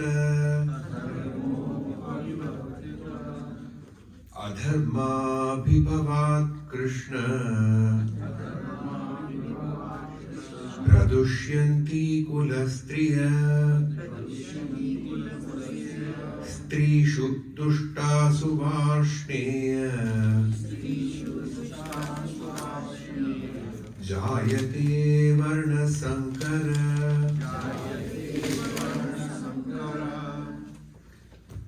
ये 2-4 श्लोक जो अर्जुन ने दिए हैं किसी मोह ममता के कारण, पर इन श्लोक में आधुनिक यदि परिप्रेक्ष्य में हम लोग समझते हैं ना, थोड़ा मुश्किल हो जाती है। कई लोग कई वक्ताओं को मैंने सुना और कई जगह जब इसकी व्याख्या सुनी तो बड़ी विरोधाभासी है।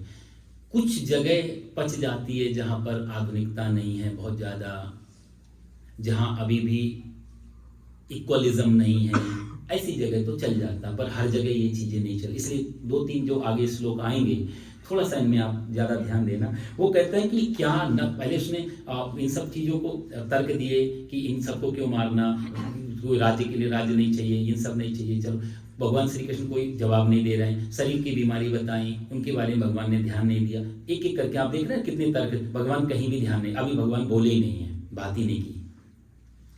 उसको लगा कहीं से भी तो पकड़ में आ जाएंगे, तो इसके आगे अब वो दूसरे तर्क दे रहा है, वो सामाजिक तर्क। वो कहता है कि कुलक्षये प्रणश्यन्ति कुल धर्मा सनातन।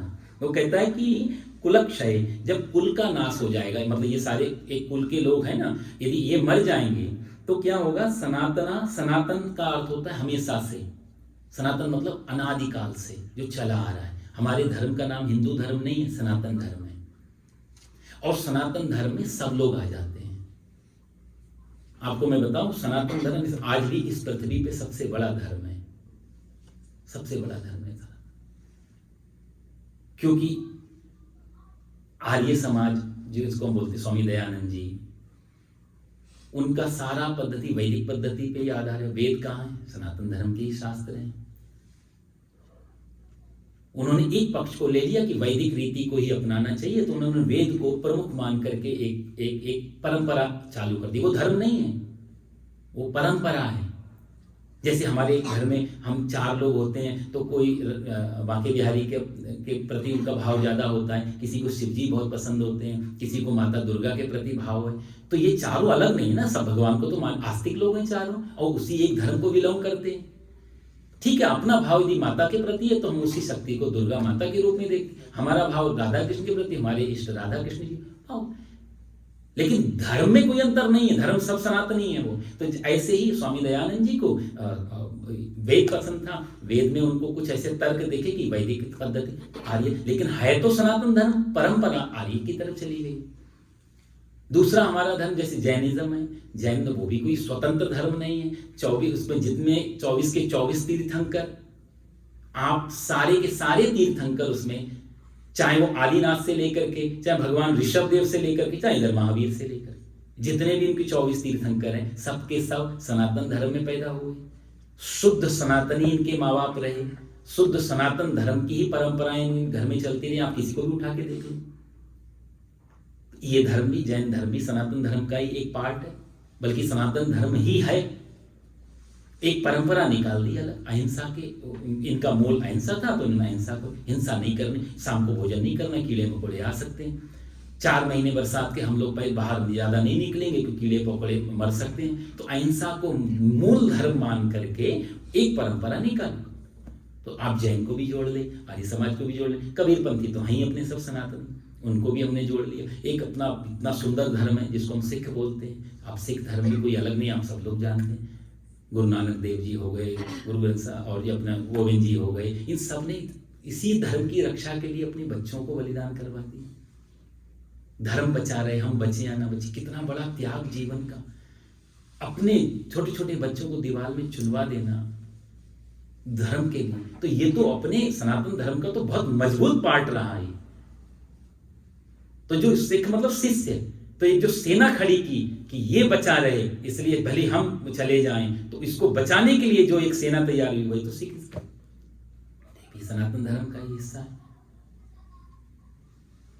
और भी जो भी छोटे छोटे निकलती रहती है परंपराएं अलग अलग। यदि आप सिख को भी जोड़ लें, आर्य समाज को भी जोड़ लें, जैन को भी जोड़ लें, और बुद्ध महाराज अभी जिनकी मैं बात कर रहा था, शुद्ध सनातनी, इनके पिताजी शुद्धोधन महाराज,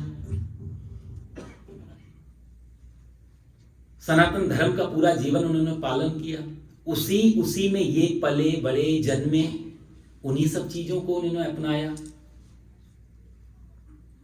और हमारे यहाँ मल्टीपल चीजें हैं। आप वेदांत पढ़ेंगे कुछ और धारा में बात करेगा, आप ब्रह्मसूत्र पढ़ेंगे कुछ अलग चलेगा, आप जब रिचुअलिज्म कर्म कांड पढ़ेंगे तो कुछ अलग चलेगा। निर्गुण और सगुण दोनों की बात की गई है। सगुण भी परमात्मा, निर्गुण, तो निर्गुण की परंपरा अलग है वो, क्योंकि वहां कुछ भी नहीं बचता, ओनली ब्रह्म है। सगुण में भगवान जी हैं, ऐसा स्वरूप है, ये लीलाएं हैं, वो जन्म भी लेता है, वो बड़ा भी होता है, वो लीला भी करता है, सब परंपराएं हैं यहाँ। तो अपने यहाँ एक ऋषि हुआ था, उसका नाम था उनका नाम था चरक, और एक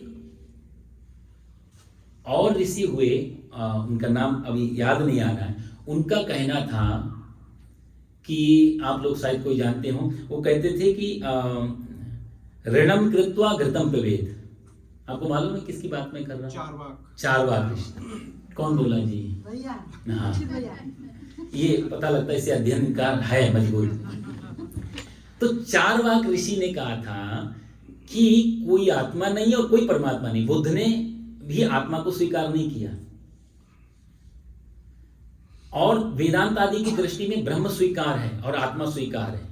सगुण दृष्टि में मैं भी हूं और तू भी है, इंसान की तरह बन के आता। हमने परमात्मा को खींचा कि चलो एक माँ के गर्भ में आया, लीला की जन्म ली, तो ये। लेकिन चारवाक कहते हैं ना तो भगवान है और ना तुम हो।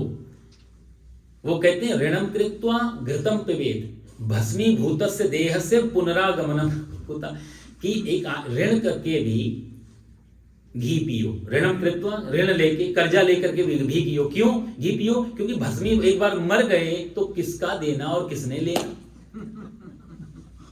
किसको देना? कुछ है ही नहीं, दूसरा बात ही खत्म हो जाती। एक हमारे यहाँ हाथरसी में एक वो हुए थे काका हाथरसी, है ना, उन्होंने बड़े सुंदर दोहा कहा था कि कहे काका कबीराय नाम कछ रोशन कर जा, कही काका कबीराय नाम कछ रोशन कर जा, और मरना तो है ही, कर्जा लेकर मर जा। कौन? तो चारवाक ऋषि जो कहते हैं, उनको भी हमने ऋषि माना, उनको भी हमने उतना ही सम्मान दिया। अनीश्वरवादी थे वो, क्योंकि अनीश्वरवाद का भी अपने धर्म में है, और उसका अलग एक तर्क है, उसका अलग एक विज्ञान है, क्यों ऐसा कह रहे थे वो। तो मैं कहना ये चाह रहा था यहाँ पे, वो बात उधर बहुत लंबी चली जाएगी, कि कुलक्षय, कुल के नष्ट होने से जो सदा सनातन पे हम लोग अटके थे ना। सनातन का मतलब हो गया कि ये जो सारे धर्म, थोड़ा सा इधर उधर चले जाए तो हम भी भूल जाते कहाँ पर। तो मैं बताना ही चाह रहा, सनातन धर्म यदि सबको मिल, बुद्धिज्म को भी, जैनिज्म, सिखिज्म, आर्य समाजी और हमारा कभी, इन सबको यदि हम सनातन धर्म की दृष्टि से देखें तो इस पृथ्वी पे आज भी सनातन धर्म से बड़ा कोई धर्म नहीं, दूसरा सबसे बड़ा धर्म। 1/3 है हम लोग, लेकिन बस बट गए। 5 उंगलियां जब अलग होंगी, कमजोर होती हैं, मिल जाए तो मुट्ठी बन जाए। तो सनातन परंपरा, सनातन का मतलब होता है जो हमेशा से चला आ रहा, उसको बोलते हैं सनातन, अनादिकाल से जो चला आ रहा। और वो जो धर्म है, कहते हैं वो सनातन धर्म, वो कुल धर्म, वो क्या होगा कि प्रणश्यन्ति, वो नष्ट हो जाएंगे और धर्म का नाश होगा। कृष्णम कुलम आचार्य अधर्म अभिभवति, और संपूर्ण कुल को अधर्म दबा लेगा। और उस अधर्म जब दबाएगा तब क्या होगा? हे कृष्ण, अधर्म के अधिक बढ़ जाने से कुलस्त्रियां प्रदुष्यंती, जो कुल की स्त्रियां हैं वो दूषित हो जाएंगी। और वार्ष्णे वृष्णि वंशी, यहाँ भगवान विष्णु वंशी को वार्ष्णे बोलते हैं, क्योंकि स्त्रीसु दुष्टासु वर्ण संकरा जायते, और उन स्त्रियों के दुष्टासु मतलब दुष्ट नहीं, दूषित होने पर वर्ण संकर जायते, वर्ण संकर पैदा होते। थोड़ी सी यहाँ पर समझने वाली बात, कई बार ना हम लोग कुछ शब्दों को वैसे का वैसे ले लेते तो गड़बड़ हो जाती। जैसे तुलसीदास जी ने कह दिया ढोल गंवार शूद्र पशु नारी सकल ताड़ना, तो सब लोग अपने झंडा लेके खड़े हो गए, तुलसीदास ने ऐसा क्यों कहा? अरे भाई, उन्होंने कहा, उनका अर्थ तो देखो, शब्दों के अर्थ देखो, तो उन शब्द का अलग अलग अर्थ निकलता है। वो इतनी सुंदर चौपाई है, उसका एक अलग भाव है। एक शब्द से सकल ताड़ना, ताड़ना शब्द लेकर के उन्होंने 4 लोगों को लिया है, तो ताड़ना शब्द में भी 4 अर्थ निकलते हैं अलग अलग। वो एक ही रस्सी से नहीं सबको हाँक रहे। ताड़ना शब्द की चौपाई बनानी थी, छंद बनाना था, रिदम टूटे नहीं, इसलिए उन्होंने एक शब्द सजाया। वो एक शब्द 4 अर्थों को लेकर के बैठा हुआ है, जो चारों पे, इसलिए वो भाव, वो कभी आगे चर्चा आएगी तो मैं आपको उसको व्याख्या करूंगा। यहां पर जो बात कह रहे हैं तो वो इसीलिए कई अर्थों को लेकर के श्लोक बैठे हैं कि कुलक्षय प्रणश्यन्ति, जब कुल का प्रणश, जो कुल खत्म होता है तो कुल धर्म, जो सनातन से चला आ रहा कुल धर्म है वो भी नष्ट हो जाता है। देखो साहब, एक तो धर्म होता है जो शास्त्र है, वो हमारे धर्म है, पर एक होता है कुल धर्म। यहाँ अर्जुन कुल धर्म की बात कर रहे हैं, और कुल धर्म सबके अलग अलग हो जाते हैं। जैसे हम लोग सत्यनारायण कथा करने जाते हैं तो बिहार में, उड़ीसा में, बंगाल में, जब ऐसे घरों में होते हैं तो प्रसाद कुछ भिन्न बनता है। जैसे बंगाली घर में जाते हैं, आप कोई बंगाली बैठे हैं, आपको मालूम हो, श्रीनी बनाते हैं वो लोग, हर सत्यनारायण कथा में श्रीनी बनती। अब श्रीनी यूपी में, अभी इधर कोई जानेगा ही नहीं, पंजाब में या दिल्ली में श्रीनी क्या, लेकिन उनके यहाँ मस्त है, क्योंकि उसी को कुल धर्म है, वो शुरू से चला आ रहा है। उनके दादाजी परदादाजी वो सब बनाते रहे, वो हलवा और उसे केला और आटा इन सब का मिक्स करके वो, और लाइव गूंथते हैं उसी समय, जब पूजा हम शुरू करते हैं उसी समय वो बनती है, वो उसको बोलते हैं कुल धर्म। तो ऐसे विवाह आदि की पद्धति में कहीं 4 फेरे, कहीं 7 फेरे, ये सब कुल धर्म की परंपरा है। अर्जुन इनकी कि सदा से चला आ रहा जो सनातन जो कुल परंपरा है वो नष्ट हो जाए। तो शास्त्र सिद्धांत देते हैं, उस सिद्धांत पे कैसे आचरण करना है वो हमारा कुल धर्म, कुल परंपरा, कुल मर्यादा बताती है हमें। नहीं तो कैसे पता चलेगा धर्म का कैसे आचरण करना? तो ये कुल, तो जैसे हम कहीं अटकते हैं कि हम दिवाली, तो हम पूछते कैसे मनाते, या गृह प्रवेश, ये जैसे हम कई बार पूजा करने गए तो बच्चे लोग जिनके यहाँ, तो अभी वो अपने घर पे फोन करते हैं माता पिता इन सब कि हम लोग क्या करते हैं इसमें, तो वो लोग कई बार हमसे बात करते हैं, पंडित जी हमारे यहाँ ऐसा चलता है, तो हम सम्मान करते हैं, आपकी कुल परंपरा है और यहाँ पर यदि संभव है तो हम जरूर करेंगे, क्योंकि आपका कुल धर्म है, ये आपकी कुल परंपरा है, आपकी मर्यादा है।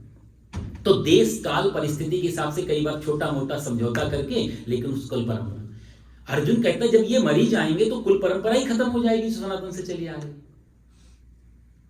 तो शास्त्र जो है वो धर्म नहीं है, वो आपको नहीं, शास्त्र सिद्धांत देगा, उस सिद्धांत को अप्लाई करने के लिए आपका कुल धर्म आपको बताएगा कि वो कैसे कैसे अप्लाई करना है, पहली चीज।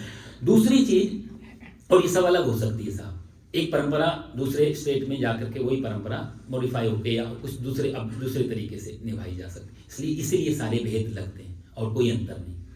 दूसरी चीज वो कहता है कि धर्मे नष्टे कुलम कृष्ण अधर्मो, और धर्म यदि नष्ट हो जाएगा कुल धर्म, तो अधर्म, भाई धर्म खत्म हुआ, अधर्म हावी हो जाएगा। आप लाइट बंद करो तो अंधेरा बुलाना थोड़ा पड़ता है, जैसी लाइट बंद की अंधेरा अपने आप आ जाएगा। ये ऐसा ही है कि जैसे, और यदि अंधेरा है और अंधेरे में अचानक आप लाइट जलाते हो तो एकदम उजाला है। उजाले को करते ही अंधेरे को भगाना नहीं पड़ता और उजाले को बंद करके अंधेरे को बुलाना नहीं पड़ता, ये ऑटोमेटिक सब चलता है। कोई अंधेरा ये नहीं कहता मैं यहाँ 20 साल से बिल्डिंग बंद है, मैं यहाँ 20 साल से रह रहा हूं, तुम अभी अभी आए हो, मुझे निकलने में 2 दिन तो लगेंगे, तुम कितने ही टॉर्च जला दो मैं जाऊंगा, क्योंकि अस्तित्व नहीं है, प्रकाश हुआ नहीं, तमसो मां ज्योति। इसलिए अर्जुन इस बात को कह रहे हैं कि जैसे ही धर्म नष्ट होगा, कुल धर्म नष्ट होगा, वैसे ही कृष्ण अधर्मों भी भवत युता, अधर्म उस पर हावी हो जाएगा। और जैसे अधर्म हावी होगा, दूसरा तर्क उसका बहुत सुंदर है, अधर्मा भी भवात कृष्ण प्रदुष्यंती कुलस्त्रिया, जैसे ही अधर्म बढ़ेगा तो अधर्म का सबसे ज्यादा प्रभाव स्त्रियों पे पड़ेगा। और वो उसका प्रभाव जो पड़े, स्त्रीसु दुष्टासु वार्ष्णे जायते वर्ण, और स्त्री पे जब प्रभाव पड़ेगा तो वो दूषित हो जाएंगी, और दूषित होने के बाद जायते वर्ण संकर, वहां पर वर्ण संकर पैदा होंगे। इस श्लोक पे बहुत व्याख्याएं, बहुत कंट्रोवर्सी हुई है अलग अलग तरीके से। मैं आपको बताऊं, देखो आज भी ये तो 5000 साल पुरानी बात है, हम इतिहास सब लोग पढ़ते रहते हैं। मैं तो अध्ययन खूब इसलिए भी करता हूं क्योंकि कई बार गीता या भागवत या कुछ भी ग्रंथ सुनाना हो तो आजकल क्या चल रहा है उस हिसाब से थोड़ा लेके, जैसे आप एक जोड़ पाएं, ऐसा ना लगे कि ये एक्सपायरी डेट हो गई इसकी, ये तो 5000 साल पुरानी है। गीता उतनी घट रही, अर्जुन जो 5500 साल पहले बात जो कर रहा है आज भी। आप सब लोग जानते हैं एक युद्ध हुआ था वियतनाम में, किस किस ने किया आप सबको मालूम। इतना बड़ा युद्ध हुआ, 10 वर्षों तक लगभग शायद चला वो युद्ध। जब सीधा सीधा जीत नहीं सकते थे, गुरिल्ला वार आए, लंबी कहानी आप सब लोग को मालूम है। गुरिल्ला वार, सारे युवा वर्ग बंकरों में चले गए, आज भी बंकर हैं वो बंकर, क्यों सीधा सीधा नहीं लड़ सकते, सारा युवा पीढ़ी उसमें चली गई। जब यही अर्जुन जो कह रहा है यहाँ जितने खड़े हैं सब योद्धा हैं, युवा हैं, बच्चे कौन पीछे, घरों में कौन है, वृद्ध और बच्चे और स्त्रियां, उधर भी कौन बच्चे, बच्चे और वृद्ध और स्त्रियां। सोल्जर्स को लगा कि कोई युवा तो दिख नहीं रहा है, कहीं पे भी देखते थे ऊपर से नजर तो पड़ती थी तो सिर्फ स्त्रियां दिखती थी, युवा नहीं दिखते थे। वो बुरी नजर जब जब स्त्रियों पे पड़ी तो इतिहास में मैंने कई चिंतकों से सुना है, आज भी वियतनाम में कई हजारों की संख्या में ऐसे लोग हैं जिनको ये तो मालूम है मेरी माँ कौन है, जिनको ये मालूम नहीं है मेरा पिता कौन है।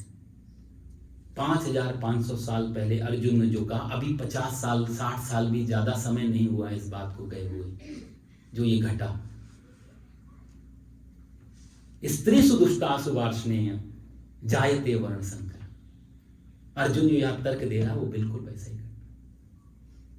सबसे बड़ा जो अधर्म का जो प्रेशर है, जो दबाव है, वो दबाव सबसे ज्यादा जो उसका दुष्परिणाम है अधर्म का, वो स्त्रियों को झेलना पड़ता है। संस्कृति की रक्षा भी यदि करनी हो, कुल धर्म की, कुल परंपरा की रक्षा यदि करनी हो तो उसके लिए भी सबसे ज्यादा जरूरत स्त्रियों की। और आज भी आपको मैं बताऊं, मैं तो प्रीस्ट लाइन में ही हूं, जब भी हमारे पास फोन आते हैं, 15 साल से इधर देख रहा हूं, जितने भी फोन आते हैं, पूजा करनी है, कोई भी गृह प्रवेश करना हो, कुछ भी करना हो, आप सब लोग ही तो फोन करते हो। मेरे पास 99% फोन घर की महिलाओं, माताओं, बहनों से आते हैं, पुरुष को कोई लेना देना नहीं। उनको बोला तुम ये लिस्ट भेजी पंडित जी, जाओ पटेल चले जाओ, वो पूजा कब करनी है, कैसे करनी है, कैसे डेकोरेशन होगा, कब, सब घर की माताएं बहनें बताती। हमें तो आज भी यही लगता है, और ये भी श्लोक आता है कि हम तो भैया हमारा जीवन शैली टिकी ही नहीं लोगों पे, सारी परंपरा ये नहीं हो तो ये तो धर्म कर्म सब खत्म हो जाए। बहुत बड़ी चीज है, इसलिए अपमान नहीं, स्त्री दुष्टासु वार, ये अपमान नहीं। साहब यदि आपका कोई पुराना चप्पल जूता कहीं छूट जाए, रात आपका बाहर छूट गया, डजंट मैटर, आप उतना ध्यान नहीं दोगे। कोई पत्थर, कोई छोटी मोटी चीज बाहर छूट जाए, आप ध्यान चलो कल ले लेंगे, लेकिन आपका डायमंड की लगी हुई और अच्छा का रिंग कहीं रह जाए, उसी समय फोन आएगा, उसी समय आप जाओगे, रात के 2 भी बज रहे हैं। बहुमूल्य चीज है। स्त्री की सुरक्षा इसलिए नहीं कही गई कि स्त्री निर्बल है, ये दुर्बल है। स्त्री इसलिए उसकी सुरक्षा की बात की गई कि वो बहुत ज्यादा बहुमूल्य है, उस पे संस्कृति, उस पे धर्म पूरा टिका हुआ है। नेगेटिव अर्थ में नहीं बात कर रहे हैं यहां पे, पॉजिटिव अर्थ में। जैसे आदमी पैसे को, धन को, बहुमूल्य चीजों को छुपा के रखता है, संभाल के रखता है, जैसे जैसे मूल्य की कीमत बढ़ती जाती है वैसे वैसे उसकी सिक्योरिटी, उसकी सेफ्टी का ध्यान जाता बढ़ता है, वैसी वैसी उसी अर्थ में यहां लिया गया जो अर्जुन तर्क देगा। और ये सब घट रहा है आज भी। ये इसका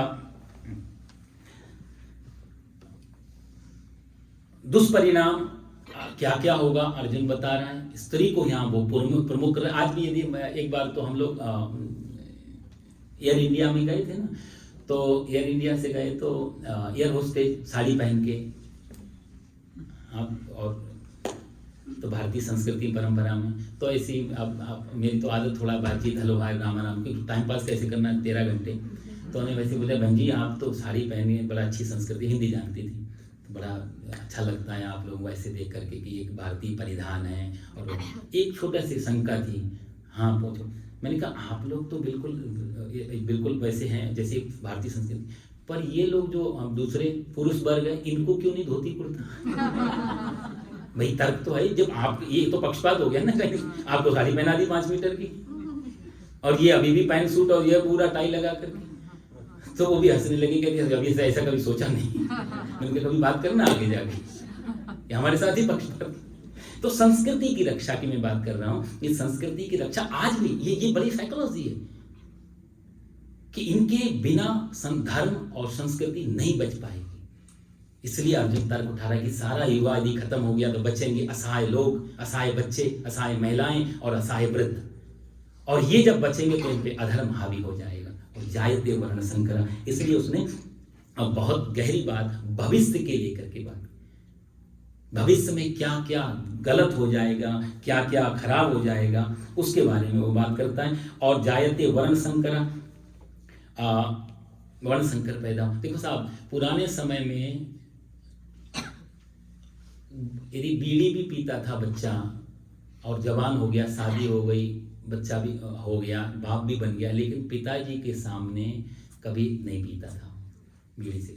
पुरानी परंपरा में अभी भी आप देखते हो, शराब भी पिएगा और यदि पिताजी घर में हैं तो वो शायद जब तक नशा उतर नहीं जाए नहीं आता था।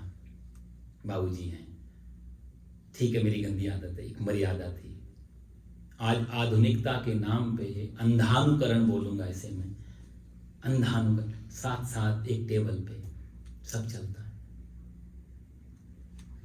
वहां पर कोई बात यदि समझानी हो तो वो समझाए। गुरु ब्रह्मा गुरु विष्णु गुरु देवो, एक गुरु को ब्रह्मा विष्णु महेश माता पिता को भगवान के सब ये सब बताने के पीछे एक यही तो गैप होता था कि हम कुछ गलत भी करें तो कम से कम ये लोग ना देखें, ये मर्यादा हमेशा बनी रही।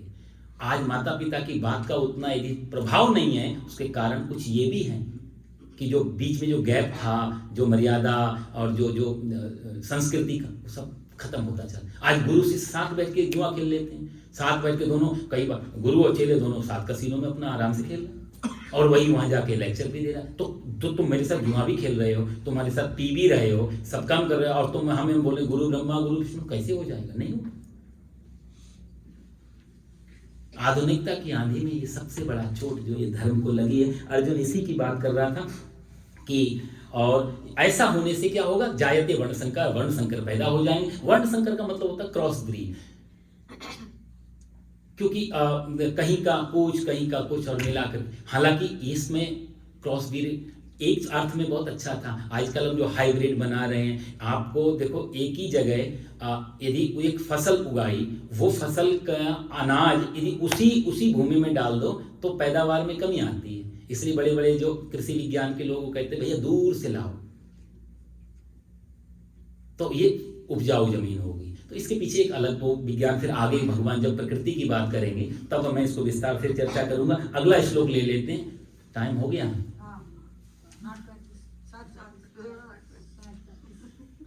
ये तो पता ही नहीं चलता। एक श्लोक और ले लें, 5-7 मिनट, कोई बात नहीं, संडे ही है जी।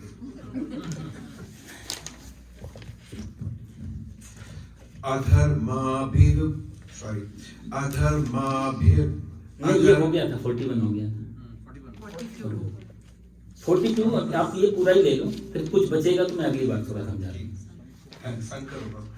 संकरो नरकायैव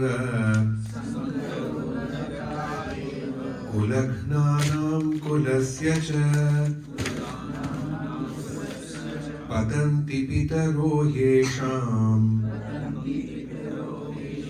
लुप्तपिण्डोदकक्रियाः सारे लोग दोषैरेतैकुलघ्नानां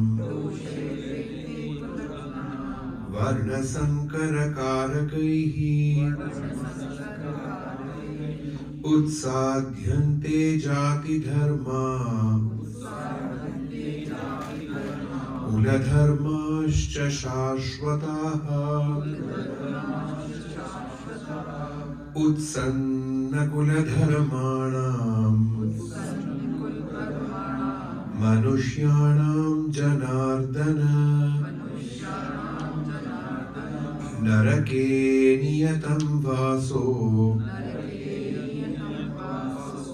भवतीत्यनुशुश्रुम अहो बत महत्पापम् कर्तुं व्यवसिता वयम् यद्राज्य सुखलोभेन हन्तुं स्वजनमुद्यता यदि मामप्रतीकारम् अशस्त्रं शस्त्रपाणय धार्तराष्ट्रारणे हन्युः तन्मे क्षेमतरं भवेत्। संजय उवाच एवमुक्त्वार्जुनः संख्ये रथोपस्थ उपाविशत् विसृज्य सशरं चापम् शोकसंविघ्नमानसः।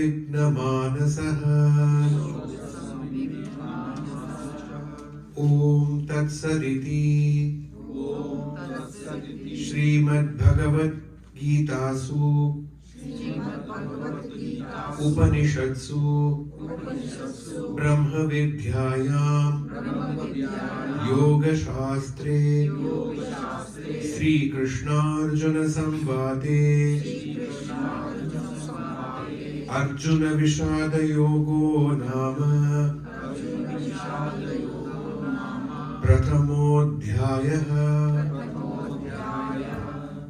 हरि ओम तत्सत। तो अर्जुन यहाँ पे कहता है संकरो नरकायैव कुल, वो सब तर्क सारे दे रहा है कि यदि ऐसा ऐसा स्त्रियां दूषित हुई तो वर्णशंकर पैदा होंगे, वर्णशंकर जो है वो नरक में ले जाएंगे और वर्णशंकर पैदा करने से दोषों का ये दोष बढ़ जाएंगे, कुल धर्म जाति धर्म ये नष्ट हो जाएगा। उत्सन्न कुल धर्माणाम मनुष्याणाम जनार्दन, हे जनार्दन जिनके कुल धर्म नष्ट हो जाते हैं उनका बहुत काल तक नरकों में वास रहता है। अब नरक का डर दिखा रहा है, धीरे धीरे इन सब चीजों को बीच में ला रहा है। अहो बत महत पापम, अहो का मतलब होता है आश्चर्य, बत मतलब खेद है, ये दो शब्द को ले रहा है। अहो आश्चर्य कि मैं कितना बड़ा गुनाह करने जा रहा था। बत का अर्थ होता है कि जैसे खेद होता है, खेद प्रकट करते हैं, अच्छा हुआ अभी तक मैंने युद्ध शुरू नहीं किया, अच्छा हुआ मैं बच गया, इसलिए दो शब्दों को उसने उठाया, आश्चर्य और अहो बत महत, बड़े बड़े पाप करने से मैं बच गया केशव। अपने आप को सिद्ध करने पर लगा हुआ है। कर्तुम व्यवसिता वयम यद, और सुख राज्य के सुख लेने के लिए मैं सब कर रहा हूँ। इसलिए उसने बोला यदि माम प्रतीकारम अशस्त्रम शस्त्रपाणया, यदि वो लोग आकर के मैं अशस्त्र, वो लोग आकर के मेरे को मार देंगे तो चलेगा, लेकिन मैं उनको नहीं मारूंगा। संजय कहता एवं मुक्त्वा अर्जुना संख्ये रथोपस्थ, ऐसा सोच करके, ऐसा विचार करके अर्जुन भागा अभी भी नहीं, रथोपस्थ। रथोपस्थ का अर्थ होता है रथ, जब आप देखोगे ना ध्यान से तो सारथी के पीछे एक जगह होती है वो, और उसके पीछे एक दीवार टाइप की होती है, उसके पीछे रथी खड़ा होता है।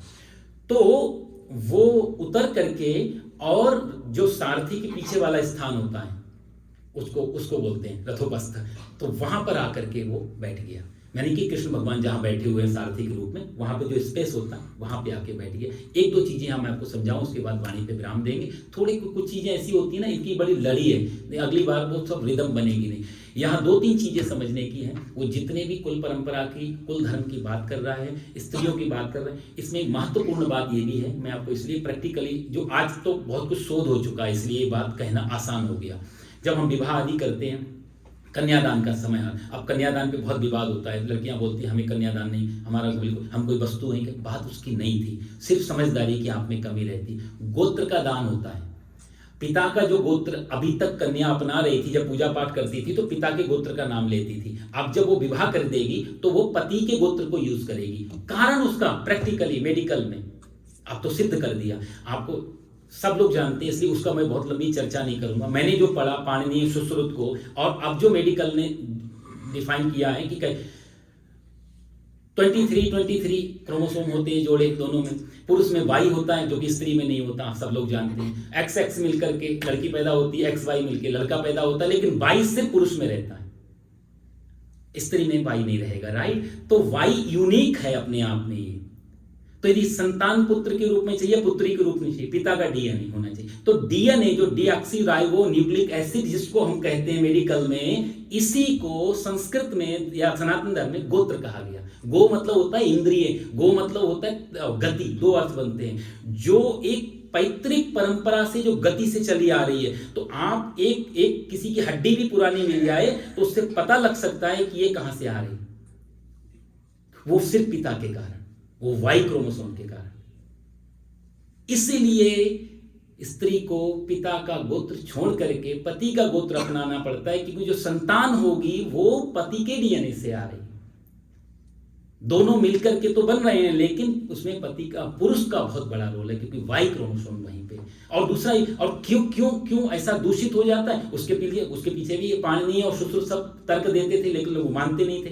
आज तो मेडिकल मानता है कि जब यदि एक किसी क्रोमोसोम में कोई एरर आ जाए, माने ये क्योंकि जेनेटिक ट्रैक है, यदि कहीं भी एक एरर आता है तो वो जो दूसरा एक्स है वो उसको रिपेयर कर देगा, क्योंकि अलग गोत्र का है तो रिपेयर कर देगा। लेकिन आप एक ही गोत्र में शादी कर लेंगे और यदि दोनों में क्रोमोसोम में एरर आ गया तो सही कैसे करेंगे, वही दूषित हो जाएगा। और इसका उदाहरण तोतिन खामिन का आप लोगों ने नाम सुना होगा, अपनी पुत्री से विवाह किया, सब रीढ़ की हड्डी टेढ़ी होगी, पूरा खानदान, आप पढ़ लेना गूगल पे जाके। सबसे बड़ा उदाहरण है यही बात, वर्णशंकर की जो बात बता रहा है। दूसरा उदाहरण, एक ऑस्ट्रिया हंगरी और इसकी तरफ एक बहुत बड़ा राजवंश हुआ था, हैब्सबर्ग, आप कभी गूगल करके देखो। उसने भी अपनी जाति को, अपने आप को शुद्ध मान के चलते थे, आपस में विवाह कर लेते थे, और आपस में विवाह करने से उनके यहाँ उनके जबड़े टेढ़े हो गए। आप कभी गूगल करना, उसका नाम ही पड़ेगा उस बीमारी का, हैब्सबर्ग जॉ। वो सारी बीमारी का नाम ही यही, सबके जबड़े टेढ़े हो गए। इसी बात को तो ये सब धर्म बोलता आ रहा कि गोत्र अलग हो तो जो संतान होगी, जो वही उसको हाइब्रिड भी कैसे, जितनी दूर का गोत्र होगा उतना ही अच्छा है।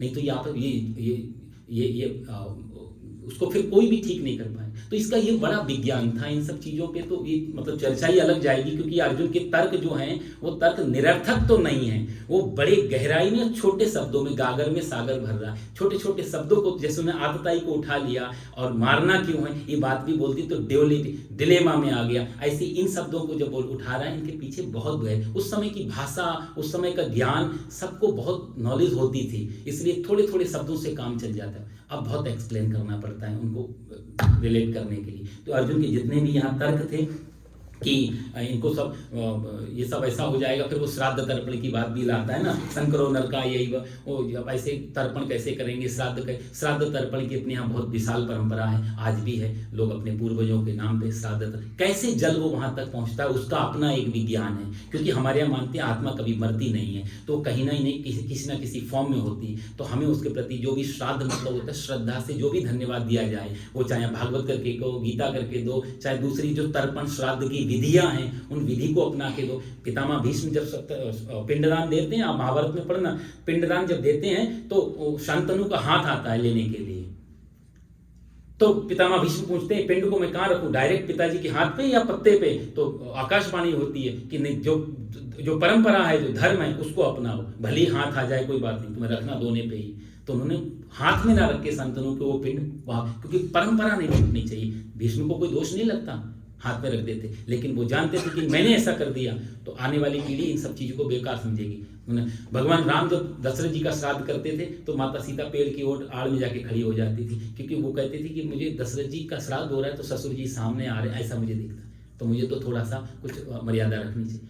तो ऐसे हजारों उदाहरण हैं। शाहजहां, औरंगजेब ने शाहजहां को जेल में डाल दिया, आप सब लोग जानते हैं, मैं कई बार एग्जाम्पल देता हूँ। जब जेल में डाला, इसने पिता को जेल में डाल दिया, पुत्र से भी खतरा था, उसको भी मार दिया, भाई का शीश काट के भेजा था। शाहजहां ने बोला पानी की व्यवस्था तो कर दे, तो पानी भी उतना देता था जितना जिंदा रह जाए, मरे नहीं से, नहीं तो अराजकता फैल जाएगी। तो शाहजहां ने उस समय एक बात कही थी, औरंगजेब जिस देश में तू राज्य कर रहा है ना, उस देश के लोग मरने के बाद भी 4 पीढ़ियों को जल देते हैं हर साल, और तू जिंदा बाप को जब पानी नहीं दे पा रहा है, उस देश पे तू राज्य नहीं कर पाए।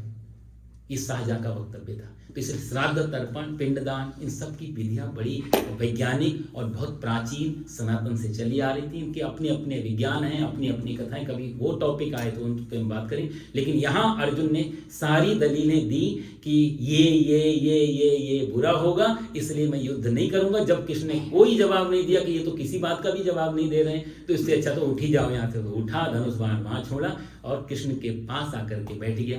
पहला अध्याय यहाँ समाप्त होता है। आप लोगों का बड़ा सहयोग रहता है, थोड़ा सा विलंब हो जाता है, लेकिन मन नहीं करता कि जब पूरा नहीं हो। तो बहुत धन्यवाद। अर्जुन का ये पहला अध्याय का नाम विषाद योग है। विषाद मतलब होता है एक्सट्रीम दुख, जब जहाँ दुख बिल्कुल एक हाई लेवल पर 100 डिग्री पानी जैसे भाप बन रहा है, उसको बोलते हैं विषाद। अर्जुन इतने विषाद में है। यदि विषाद जगत के साथ जुड़ेगा तो विषाद रोग बन जाएगा, और विषाद कृष्ण भगवान के साथ जुड़ेगा तो विषाद योग बन जाएगा। इसलिए अंतिम इस अध्याय का नाम क्या है? विषाद योगो नाम। क्योंकि ये प्रश्न कई बार आता है, विषाद को कैसे योग बोलते हैं? ज्ञान को योग बोल सकते हैं, भक्ति को योग बोल सकते हैं, वैराग्य को, विषाद को भी योग बिल्कुल बोल सकते हैं। हमारे बड़े बड़े महापुरुषों ने शोध करके ये बात कही कि दुख यदि है और परमात्मा के साथ जुड़ा है तो वो विषाद रोग नहीं, वो विषाद योग में आएगा। अर्जुन ने अपने विषाद को कृष्ण से जोड़ा, माने परमात्मा से जोड़ा। वो उनसे चाहता है कि कुछ रास्ता निकालो। वो अपने आप सब तर्क देने पर भी भाग नहीं रहा है, वो फिर भी जानने की कोशिश करने के लिए ठहरा है। उसका भरोसा, उसका ये समर्पण उसको परमात्मा से जोड़ रहा है, इसलिए उसका विषाद योग की श्रेणी में आएगा। इसलिए यहाँ पहले अध्याय का नाम विषाद योग कहा गया। और अगले फिर अध्याय से भगवान भी 7वें 8वें श्लोक से बोलना स्टार्ट करेंगे। इसलिए मैं भी थोड़ा फास्ट ले रहा हूँ कि भगवान की वाणी जल्दी से जल्दी आप लोगों को सुना पाऊँ। सर्वे भवन्तु सुखिना, सर्वे सन्तु निरामया, सर्वे भद्राणि पश्यन्तु मां कश्चित् दुःख भाग् भवेत्। ओम शांति शांति शांतिर्भवतु। बोलो सच्चिदानंद भगवान की, गीता माता की, बांके बिहारी लाल की।